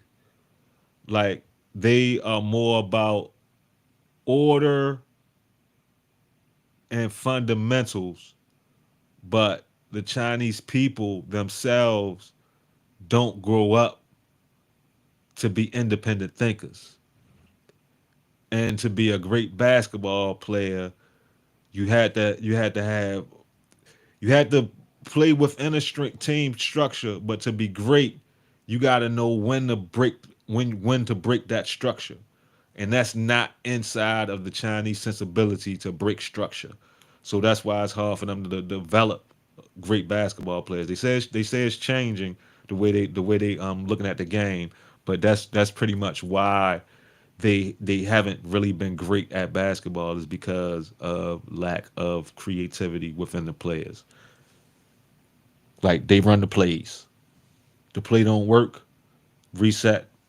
Either run the next play or run it again instead of making something happen, which is the main attribute of an American basketball player, which I think is fading a little bit because of the extensive skills training, but but not enough pickup, not enough running up and down. And I think AAU has replaced pickup for a lot of kids. I could probably say that the in the last 5 drafts, the guys coming out of college probably played more pickup as NBA players than they did in their teenage years.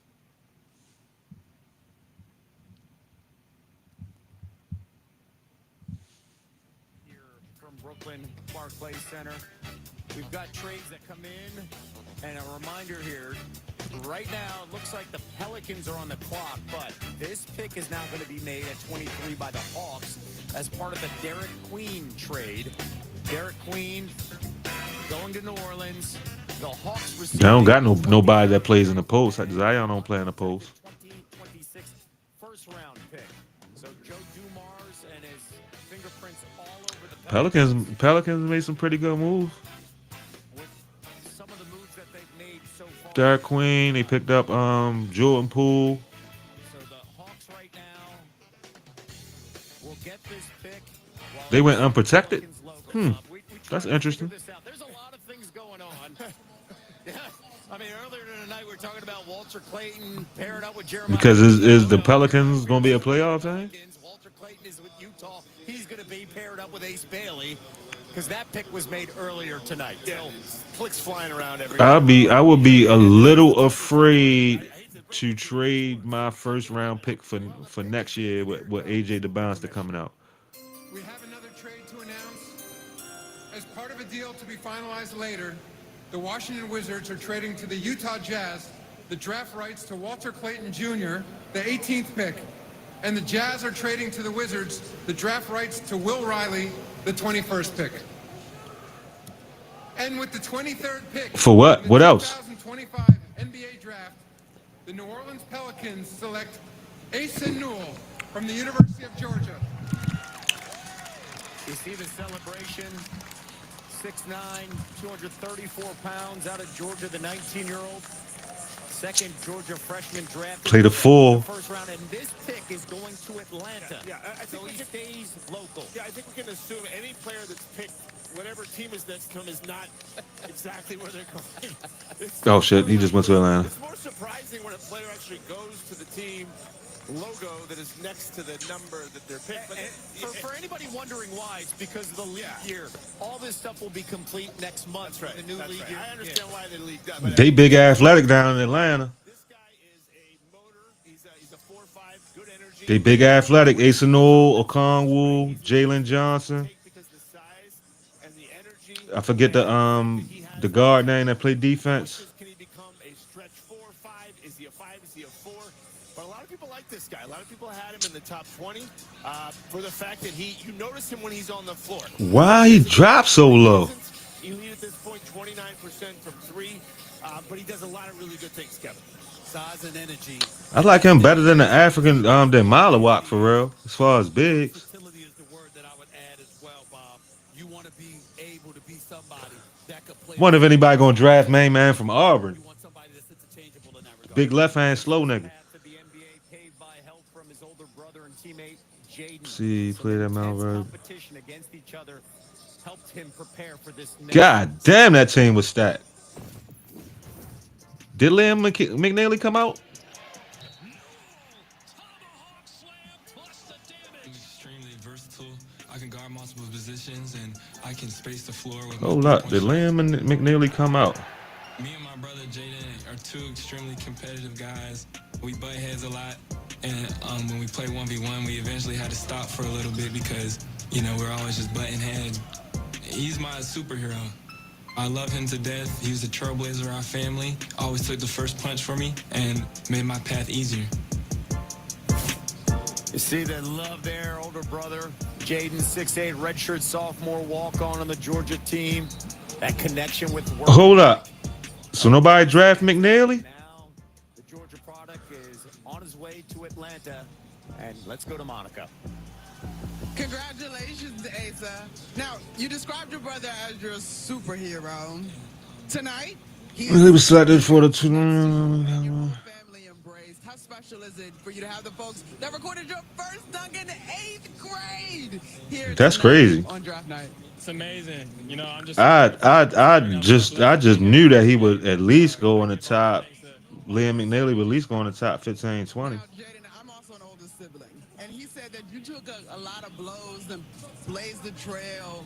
When you were doing that, were you intentionally trying to set an example so that you guys could get here? I think I was just ultra competitive. You know what I mean? So I always wanna win, and so you know, I made him stronger along the way. But I was just trying to win. Yeah. That's funny. The girls behind cooking with Kaya now. Thank you.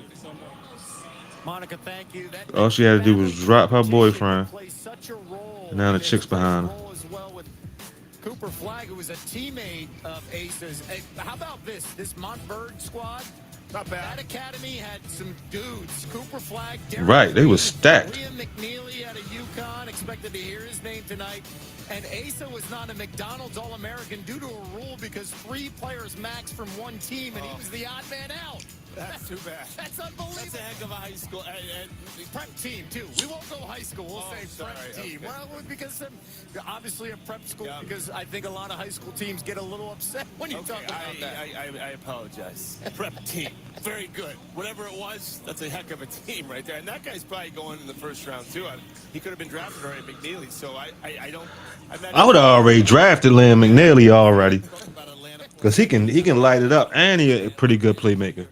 Obviously, they're both going to be free agents, so you again, you need some size, and anytime you got anybody that can give you that kind of contribution, especially losing guys like that, it's helpful. The NBA champs are on the clock with their second pick tonight here in the first round. Let's go to the commissioner. We have another trade to announce. As part of The hell they still got first round picks. Are trading to the Brooklyn Nets the draft rights to Drake Powell, the 22nd pick. God damn, OKC. 24th pick in 2025 NBA draft, the Oklahoma City Thunder select Neek Clifford from Colorado State University. Third first round. Oh, Shorty get busy. Shorty get busy. In points at 19 and rebounds per game. Kind of a catch and shoot guy at 6'5". The 23-year-old, fifth-year player. You don't often see that. And Shams Charania. They drafted Isaiah Joe. This pick is going to Sacramento. Okay. So Sam Presti still making moves. Yeah, I mean, that's smart. They don't have roster spots, right? I mean, they're tapped out there. So you had to figure this pick had the potential to be traded. This guy's he's gotten better every year in college. 37.7% of his. What did they damn 23. What they trade him, and it's crazy that 23 is old. That's hilarious. He looks like he can become a very good defender. And guys like this, like I said, 23-year-old, fifth-year senior, he did some very good things, and he had some very good numbers for what he did in college. See the hugs there. Gadakai named him after his favorite NBA player, Dominique Wilkins. Okay. We got Neek Clifford. I hate your shoot though. I don't like it. We're targeting. Nah, I don't like that. A wing defender as well. Let's see what he does. They believe in him. That's the skill set he supposedly brings to the table. Yeah, I don't like nothing about his outfit. He must have already known he was going to Sacramento because he got the perp on. Moving them to San Antonio, etc. You once a couple of years ago, watching them in that first round 7-game series against the Golden State Warriors, you had a lot of expectations for Sacramento that they haven't lived up to the last couple of years. The Mountain West Tournament MVP models his game, his footwork, his attitude after one of the greatest to ever play the game. Cool. Okay, you gonna tell us? I can rebound. I could shoot, I could pass, score from 3 levels. So I feel like whatever a team needs from me, I feel like I'm able to go out on the court and do that. Kobe Bryant, my idol. Okay. That's somebody I've tried to model my game after. His work ethic, his mindset, his footwork, all different types of things. Kobe with a turnaround in the post. Let me see your turnaround. His post fade, that's something that I, studied a ton. He took it from MJ. I'm trying to take it from and just learn from guys like that. And so that's something I definitely try to. Are you going to get a chance to use it? Man, that has a lot of confidence. That's more of a modern fade. That one footer. Second most in Division That's the Dirk shot. Monica. Well, Neek, I gotta say, you got one of the louder reactions tonight. Who are all these folks up here? Man, I gotta hold it together, man. These are my family, my friends, all the people that helped me get to this point. I got a great support system. A lot of people that I'm representing back home, 719, shout out to them. But He let his team and most of the important stats, offensive stats, it look like. it's all the emotions coming together. I'm not usually a super emotional person, but I worked my whole life to get here. It's been a dream of mine, and just to get to celebrate and enjoy this moment with all my people, it's a true blessing. You want to quickly shout out those folks? Yeah, shout out all of them. Shout out 719. Shout out to the man above for allowing me to be in this position, and shout out to my Trying to get through this first round. Congratulations, Neek. Thank you so This much. nigga hungry. Monica, thank you. So this pick, Oklahoma City is sending to Sacramento. And by the way, his outfits, he's ready to be a king with that outfit. Right. The color matching right there. He's the only player in the nation to average at least 18 points, 9 Dang. rebounds, and 4 assists. Well, one of the things the Sacramento Kings have shown you is that if you don't pan out early, they might get rid of you. I mean, of all the lottery picks that they've had over the year, only 2 remain on their squad. You've got a De'Aaron Fox gone, a Tyrese Halliburton gone, a Davion Mitchell gone. I hope that doesn't work out. I mean, I hope that's not the case for this kid. That doesn't mean if you leave that you can't play. Look at what Tyrese Halliburton has done. Look at what Fox and Mitchell have done, particularly Mitchell in Miami as well. But this kid's got a lot of. I forgot about Mitchell, man. He came along in Miami too. Yeah, do everything, guy. And he a heat culture guy. He can rebound. Heat culture. Shooting isn't his Heat best culture. skill, but he is capable. You can get better from the three-point line. But Sacramento needs to hit on some of this stuff. Yes. They need to hit on some of these guys, get young talent. They're still waiting for that guy. They had Fox, like you said. They had Halliburton. Both those guys are gone. They're trying to find the next guy, and it's hard to do. It's very hard to do. They hope it's one of these guys in Neek Clifford. Great glue guy, can defend also 1 through 4. So Neek Clifford going to Sacramento. And we've got the Magic on the clock there. With Is that the Kings' first pick? 25. And when you look at Orlando and the conversation with the Magic, obviously the big news is Desmond Bain and what they did this offseason and acquiring him from Memphis. Well, the East is open, right? I mean, sadly, through it. Y'all need shooting. Take the white boy. It's time to be opportunistic. And here's the pick. Take McNally. Y'all need shooting. With the 25th pick in the 2000 Take McNally. NBA draft, the Orlando Magic select Jace Richardson from Michigan Woo! I forgot. Jace Richardson, the son of Jason Richardson. You see the numbers there. I forgot. 24 years ago, the 5th pick overall. Jace, he could do a lot of things. Averaged 16 points per game as a starter last season as he started the final 15 games. As a child out of an athletic family, Jace knows the work that is needed to excel at. He is like Scottie Pippen Jr. with bounce. Full scout report, 3-level scorer, can score in all 3 levels, can get to the basket. My dad, Jason Richardson, played in the NBA for 15 seasons. I just remember being at those games. And It's funny. It's funny that Scottie Pippen, Bronny, biggest things about me is my personality. and Shorty caught all of them caught the 6'1" bug. Try to do anything I can and sacrifice for the team. And you just need a guy that's going to come out with as much energy as possible. They caught the 6'1" bug. Thought he had a real serious vertical. Richardson, one of 6 big I ain't see none of that verticality in that shit. 2, 40 Let me see what he measured at the combine. We'll be back with more of the 2025 NBA draft presented by State Farm after these messages.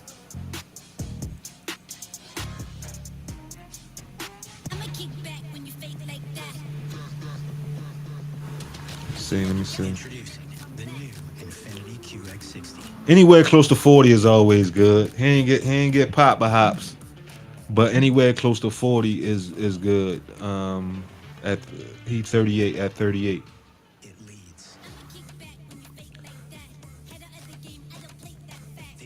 But that's how you end up when you 6'6". That's how you end up with a 6'1" kid.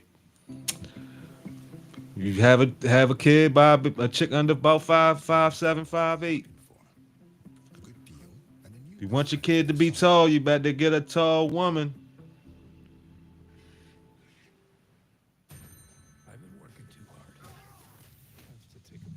Like even Shaq's sons, none of them touch 7 feet. I bet you if he went and got a 6'1" chick, he would have had some 7-footers. Nobody too.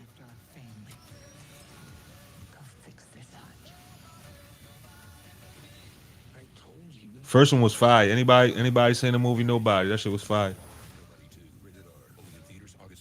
The cockroach, resilient creatures where there is one heart.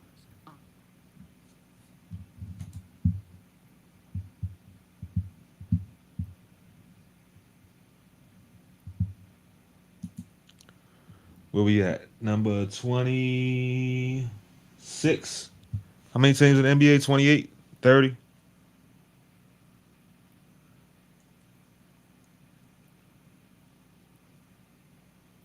30. So we got four more.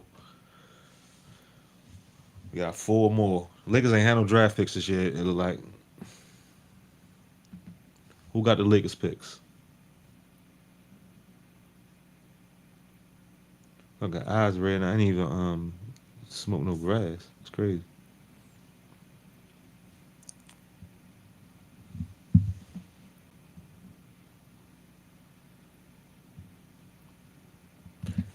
That's great. That's crazy. Chinese Yo went 16 over a lot of people.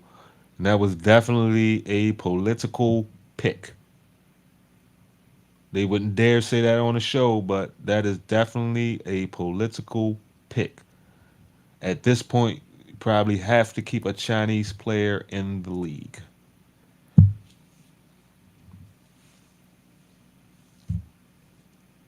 And it's crazy how companies and corporations and stuff align themselves with China, but the U.S. government position it like we enemies. That's crazy. That's really like the craziest situation out. Is China for real? Like literally always on the edge of war, but always need them for trade and shit.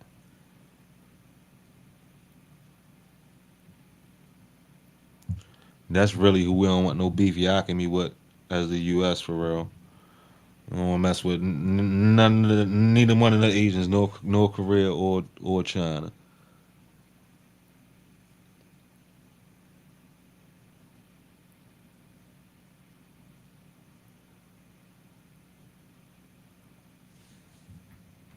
Coverage begins. WNBA countdown, 3:30 Eastern. Then it's the Sky. God damn, with the Sky and the Sparks play every day? Jeez. So the Magic just selecting Jace Richardson. His father, Jason Richardson, played a couple years in Orlando, and now we've got the Nets. Igor Denman. Is that the big guard from BYU? Back to back here, we've got Stephen A. Smith and Bob Myers. Do this one. I have no explanation for it. I'm waiting to see them make a move. Do they have enough roster spots or whatever? Yeah. By the way, when we were talking about Sacramento, I want to give love to Scott Perry, the new general so manager. the black Frenchmen have taken over the international scene. It looks like. That Izzo tree that's in Tom Izzo. Listen, I'm gonna believe in you. Now we can get to the Brooklyn Nets and look. Every pick they make matters because they don't have much. You got Cameron Johnson, you got Cam Thomas, you got Nick Claxton. That's about it. That's what you think when you look at the Brooklyn. And that's crazy. That's one of the teams that a rookie can play on.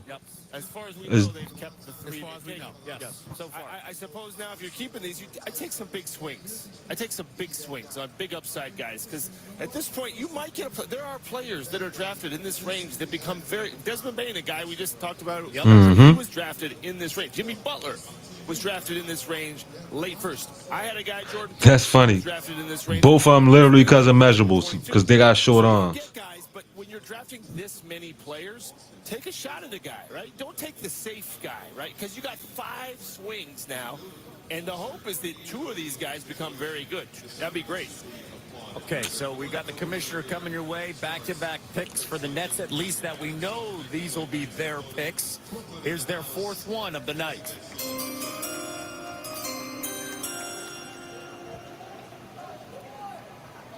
With the 26th pick in the 2025 NBA Draft, the Brooklyn Nets select Ben Saraf from Ganyo Shia, Israel, and the Club in Germany. Saraf is a 6'6" guard. Oh, no, he all right. Tournament leading scorer. He all right. 2022 FIBA under 16 European. I like him better than a couple of other I like him better than a couple of other guards they picked. I saw him on some of the draft what do you call them, mock drafts. 28 points per game, and we take a look at what the Nets have done so far. Yeah, I like him. And the Israeli players that have been in the league has actually been pretty good. Sit up there and draft a whole bunch of big men. You want versatile guys that can play a 4 or 5 or whatever. But you primarily want great guards because great guards can set things up for you nicely. That's what you're looking for, particularly if you're the Jeez, right now. all of them. Played in high leverage games over in Europe. I mean, this guy's produced at a high level. The shot is a little bit different looking. That's where you want to be critical. But this guy looks like he knows how to play. That's always an advantage. You know, one of the things I think the Nets have done a great job of is I love Jordy Fernandez as their coach. And he's going to be tasked with developing all these guys. But I don't know that you could find many better coaches at doing that. You saw the work he did in international basketball. He is a guy that knows how to connect with young players. So right coach to be developing all these young players the Nets draft. Picks are not things the Brooklyn Nets are lacking, especially when you consider what they got for Mikal Bridges. Yep. Let's move. And that leads us to a nice segue here, because a year ago you were feeling really good right here at the same time on this set when we talked about the Knicks making moves. As we take a look at the East, you guys are still looking for a head coach. We see all the injuries throughout the entire Eastern Conference, with Tatum with the Achilles, Damian Lillard with the Achilles, Halliburton with the Achilles. It feels like the Eastern Conference is wide open. It is for the most part, but you can't sit up there and just catapult the Knicks to that level when you don't even have a coach. This has owner James Dolan written all over it. Because how do you get rid of a Tom Thibodeau who took you back-to-back 50-win seasons and within 2 games of a berth to the NBA Finals? If you want to go away from him because it was just time after 5 years, fine. But have a plan. The New York Knicks have asked for permission to talk to everybody but me, you, and Bob. That's about it. Everybody has gotten it. They reached out to everybody, for crying out loud. It just makes no sense. I don't like it. I'm not happy about it, but I'm trying to hold out hope because they have improved. They're no longer basketball purgatory, but that does not mean that I am not annoyed at what I have been seeing them do. They look like, I mean, it just looks chaotic right now, and I don't like it one bit. And I'll tell you what, Kevin, you're not exaggerating the opportunity that exists for them in the East. Yes. I mean, I feel awful. You got 3 of the most interesting, exciting players, talented in Tatum and Lillard, and now Halliburton going down. What a loss for basketball. Glorilla, you had XL in your video, and I hope you did your big one, niece. I hope you. The Knicks, but it's supposed to be the Knicks. Well, I'll tell you what, I do agree with it. The Knicks, are positioned very, very well. And so that's why they need to get this head coach. How important is coaching? Very. That's right, and they don't have one. But here's what I'm saying. I don't know that there's ever been a more attractive opening in the league than this. Because when is the timeout, Stephen A. When is there an opening where you can say you have a chance to go to the NBA Finals? Now, Steve Kerr won his first year with the Warriors. Gave away a lot of assets. But people did not think. Depth is compromised. Stephen A., this roster in the East, he's got to acknowledge that. I appreciate the hope. I'd like a coach. Let's go not to hope. Commissioner right now, Adam Silver, with the Nets' We final have a trade pick to of the night. announce. The Atlanta Hawks trade the draft rights to Derek Queen, the 13th pick, to the New Orleans Pelicans for the draft rights to Asa Newell, the 23rd pick, and a 2026 first-round pick.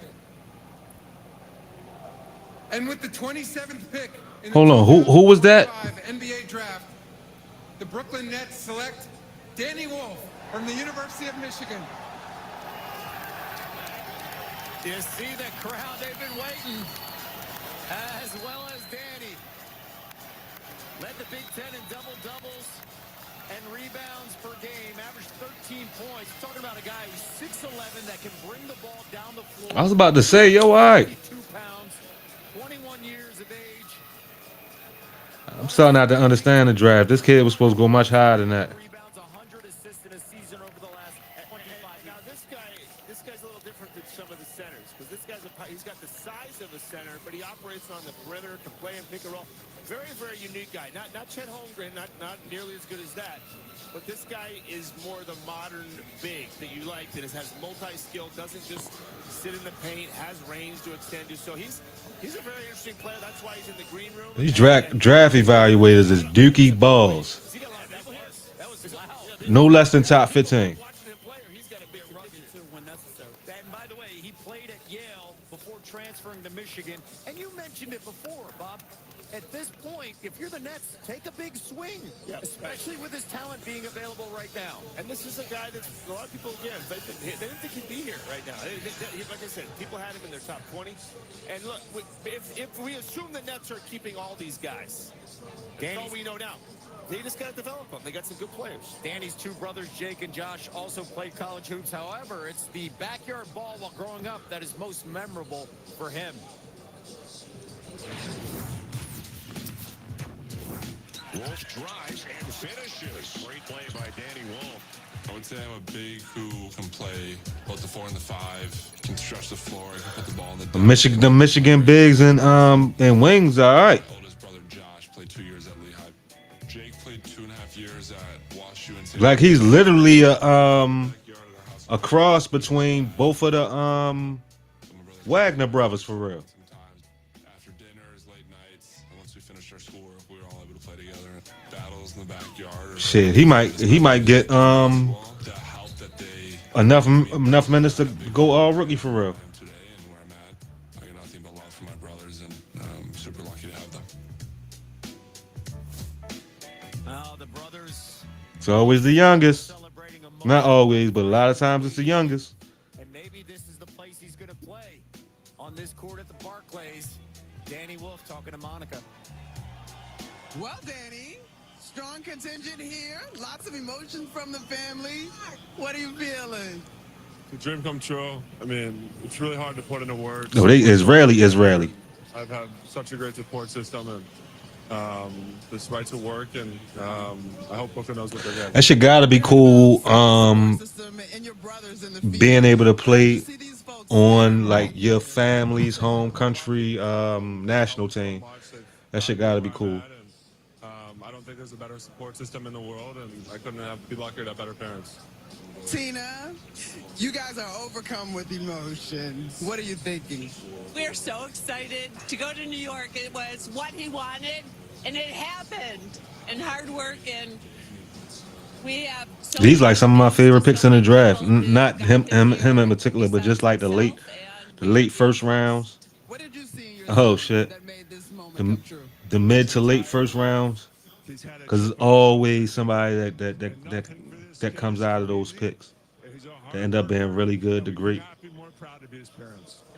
You guys, it's been incredible. Danny, I think we heard your brother is at the table still trying to get himself together. Just so much emotion. It's healthy. I'm glad to I see you love guys it. letting it out. For sure, yeah. I have the two greatest brothers in the world. I have an unbelievable sister who I love, and they all I helped me love get to it. where I'm at today, and they're gonna help me get to where That's I'm what at in happened. this league. And I'm That's what grateful. happened when you pour into somebody. You just as happy I happy couldn't be for happier. them as you are for yourself, or maybe even Where I know more. I'm gonna be, and I got a lot of family and friends here supporting, and it's a special feeling. Well, Danny, family, thank you guys. Congratulations. Appreciate it. With the 28th pick in the 2025 NBA Draft, the Boston Celtics select Hugo Gonzalez from Madrid and last played for Real Madrid. Hugo So Wayne, Gonzalez reached double figures 3 times this season, 2 of those coming in his last 4 games. The numbers, 5 points, 3 rebounds, but he's been playing in the Euro League, 16, 17, getting that experience. Yeah, I mean, he's on a veteran team. He's not going to get a lot of playing time on Real Madrid. But look, energy-based wing, great feel, physical tools. He did, like I said, didn't do a lot. He could have gone the NIL route and gone to one of these major he colleges. should have. Maybe he's a higher pick. He's stayed there, and that's maybe why you see him at 28. But an opportunistic pick for the Celtics. Does he shoot threes? Yeah, but he doesn't play enough. The reason I ask is because the Celtics, 48.2 3-point attempts per game this season. It's like if you don't shoot them, you ain't playing. Okay. Defensive versatility. That's how you describe a much more coming up after this. Am I lying? He ain't gonna play for Boston. NBA Draft 2025 is presented by State Farm. Like a good neighbor, State Farm is there. He ain't gonna get no bump for Boston. Hey, America, it's our 249th birthday. So let's party. So I say Boston had at least 2 rookies on their team this year that was better. Bald head, yo, with the no eyebrows, look like Villanueva. He gonna be all right for Boston. I like yo, and I think he might be better than Shorty for real. He gonna get burned for Boston this year because he got a lot of burn. He got a lot of burn last year compared to any rookies I seen on those Boston teams. So he might get the start. He might get the start in Tatum's spot at the 3 for real. Nah, they just picked Shorty out from Portland if they're gonna keep him. The starvation starting to set in for real.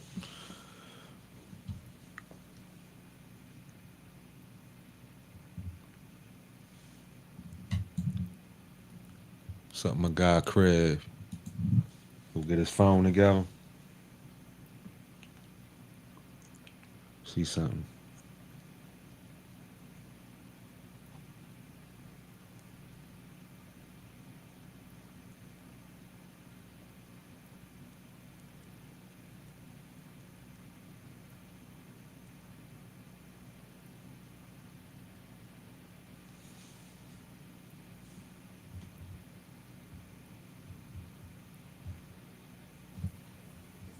Airline to assign seating.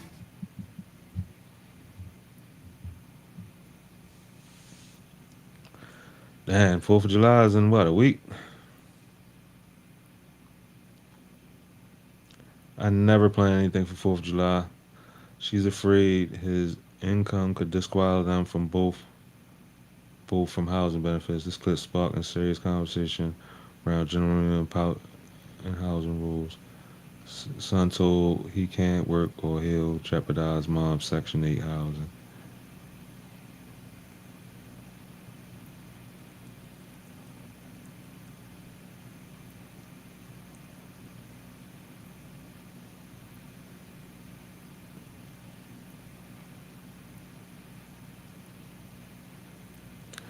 She definitely should have kept that off the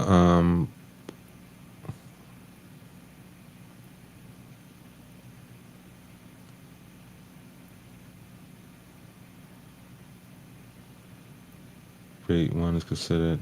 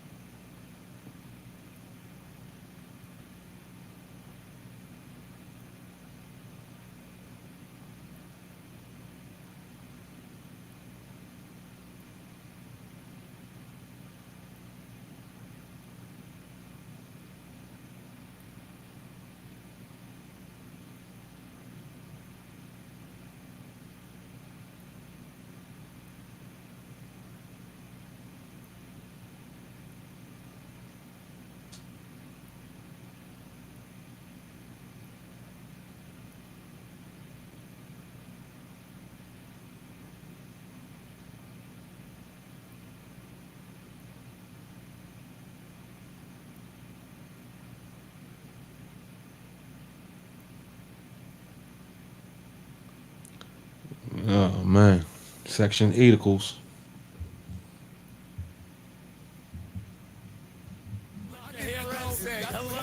What are they trying to say? It's intimidating. Well, this what I'm reading on my phone right now.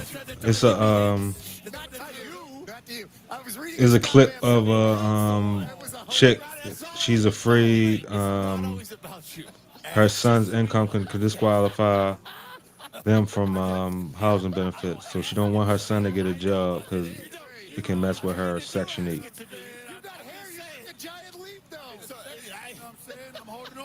When he want to pass that spirit down to my kids for real. Mike McQuaid, you ain't the only one laughing at me about this stuff. Hey, Devin, by the way, Charlotte is moving on up. They are actually making this pick 29th overall, part of the Mark Williams trade that we saw earlier tonight with the Suns acquiring the center. The center. Look, you did make a good point earlier. Phoenix is trying to get their draft picks back, and they just quickly move off of it. And they take two centers. Now one is a veteran center, one's a rookie. But that's we'll see how that plays out. But they just got a glut of positions on the roster at guard. First of all, draft cap. He has an obligation to tell the truth.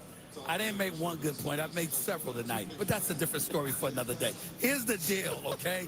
One of the big points that I was making is that, listen, I want Matt Ishbia and the Phoenix Suns to be successful.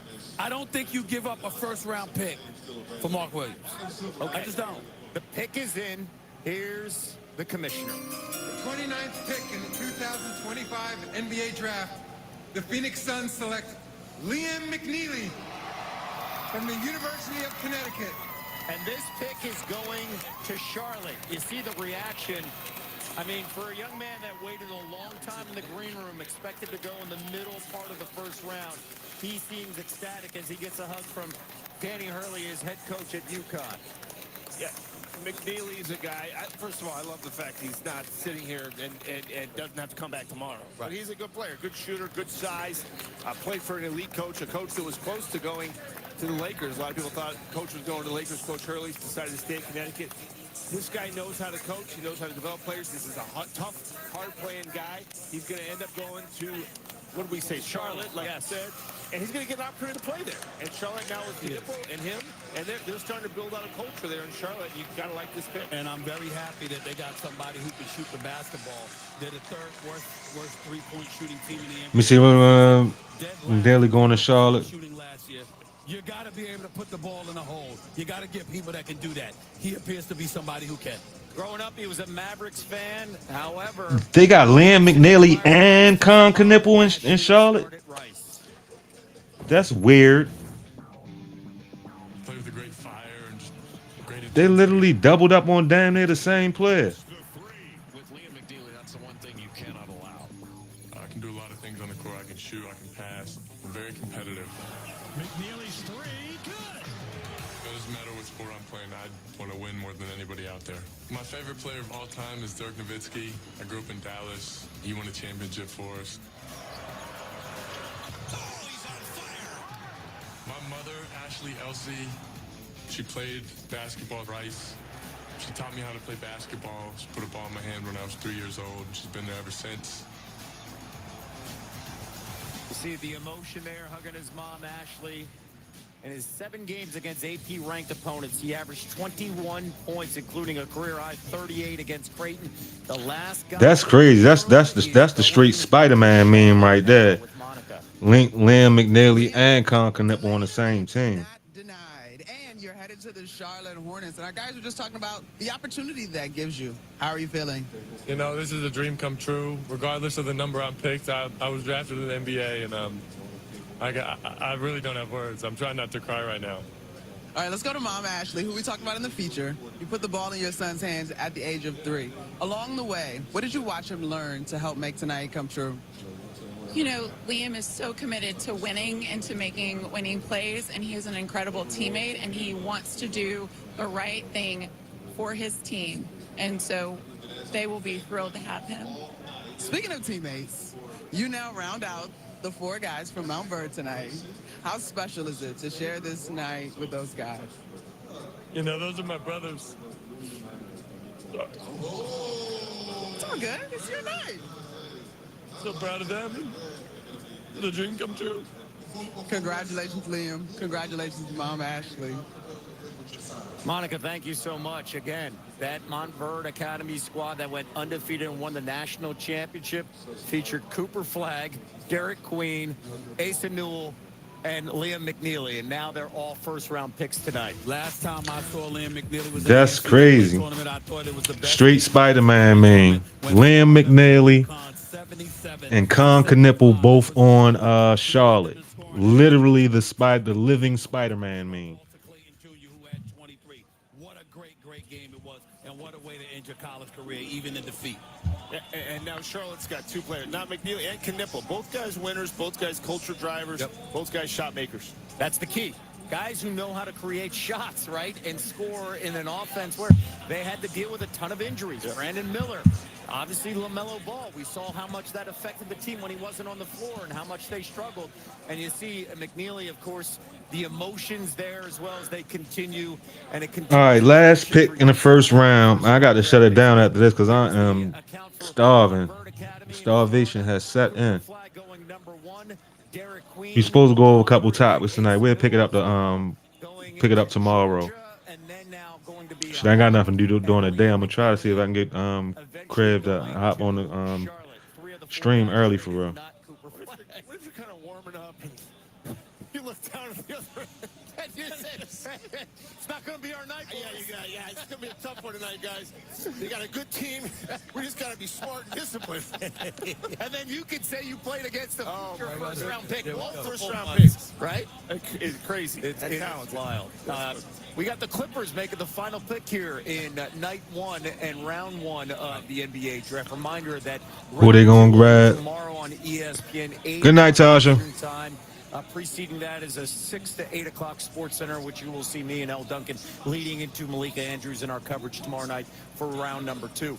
All right, so with the Clippers now on the clock, a handful of questions for the Clippers. I didn't know the NBA did 2 days. I thought they did both drafts on the same day.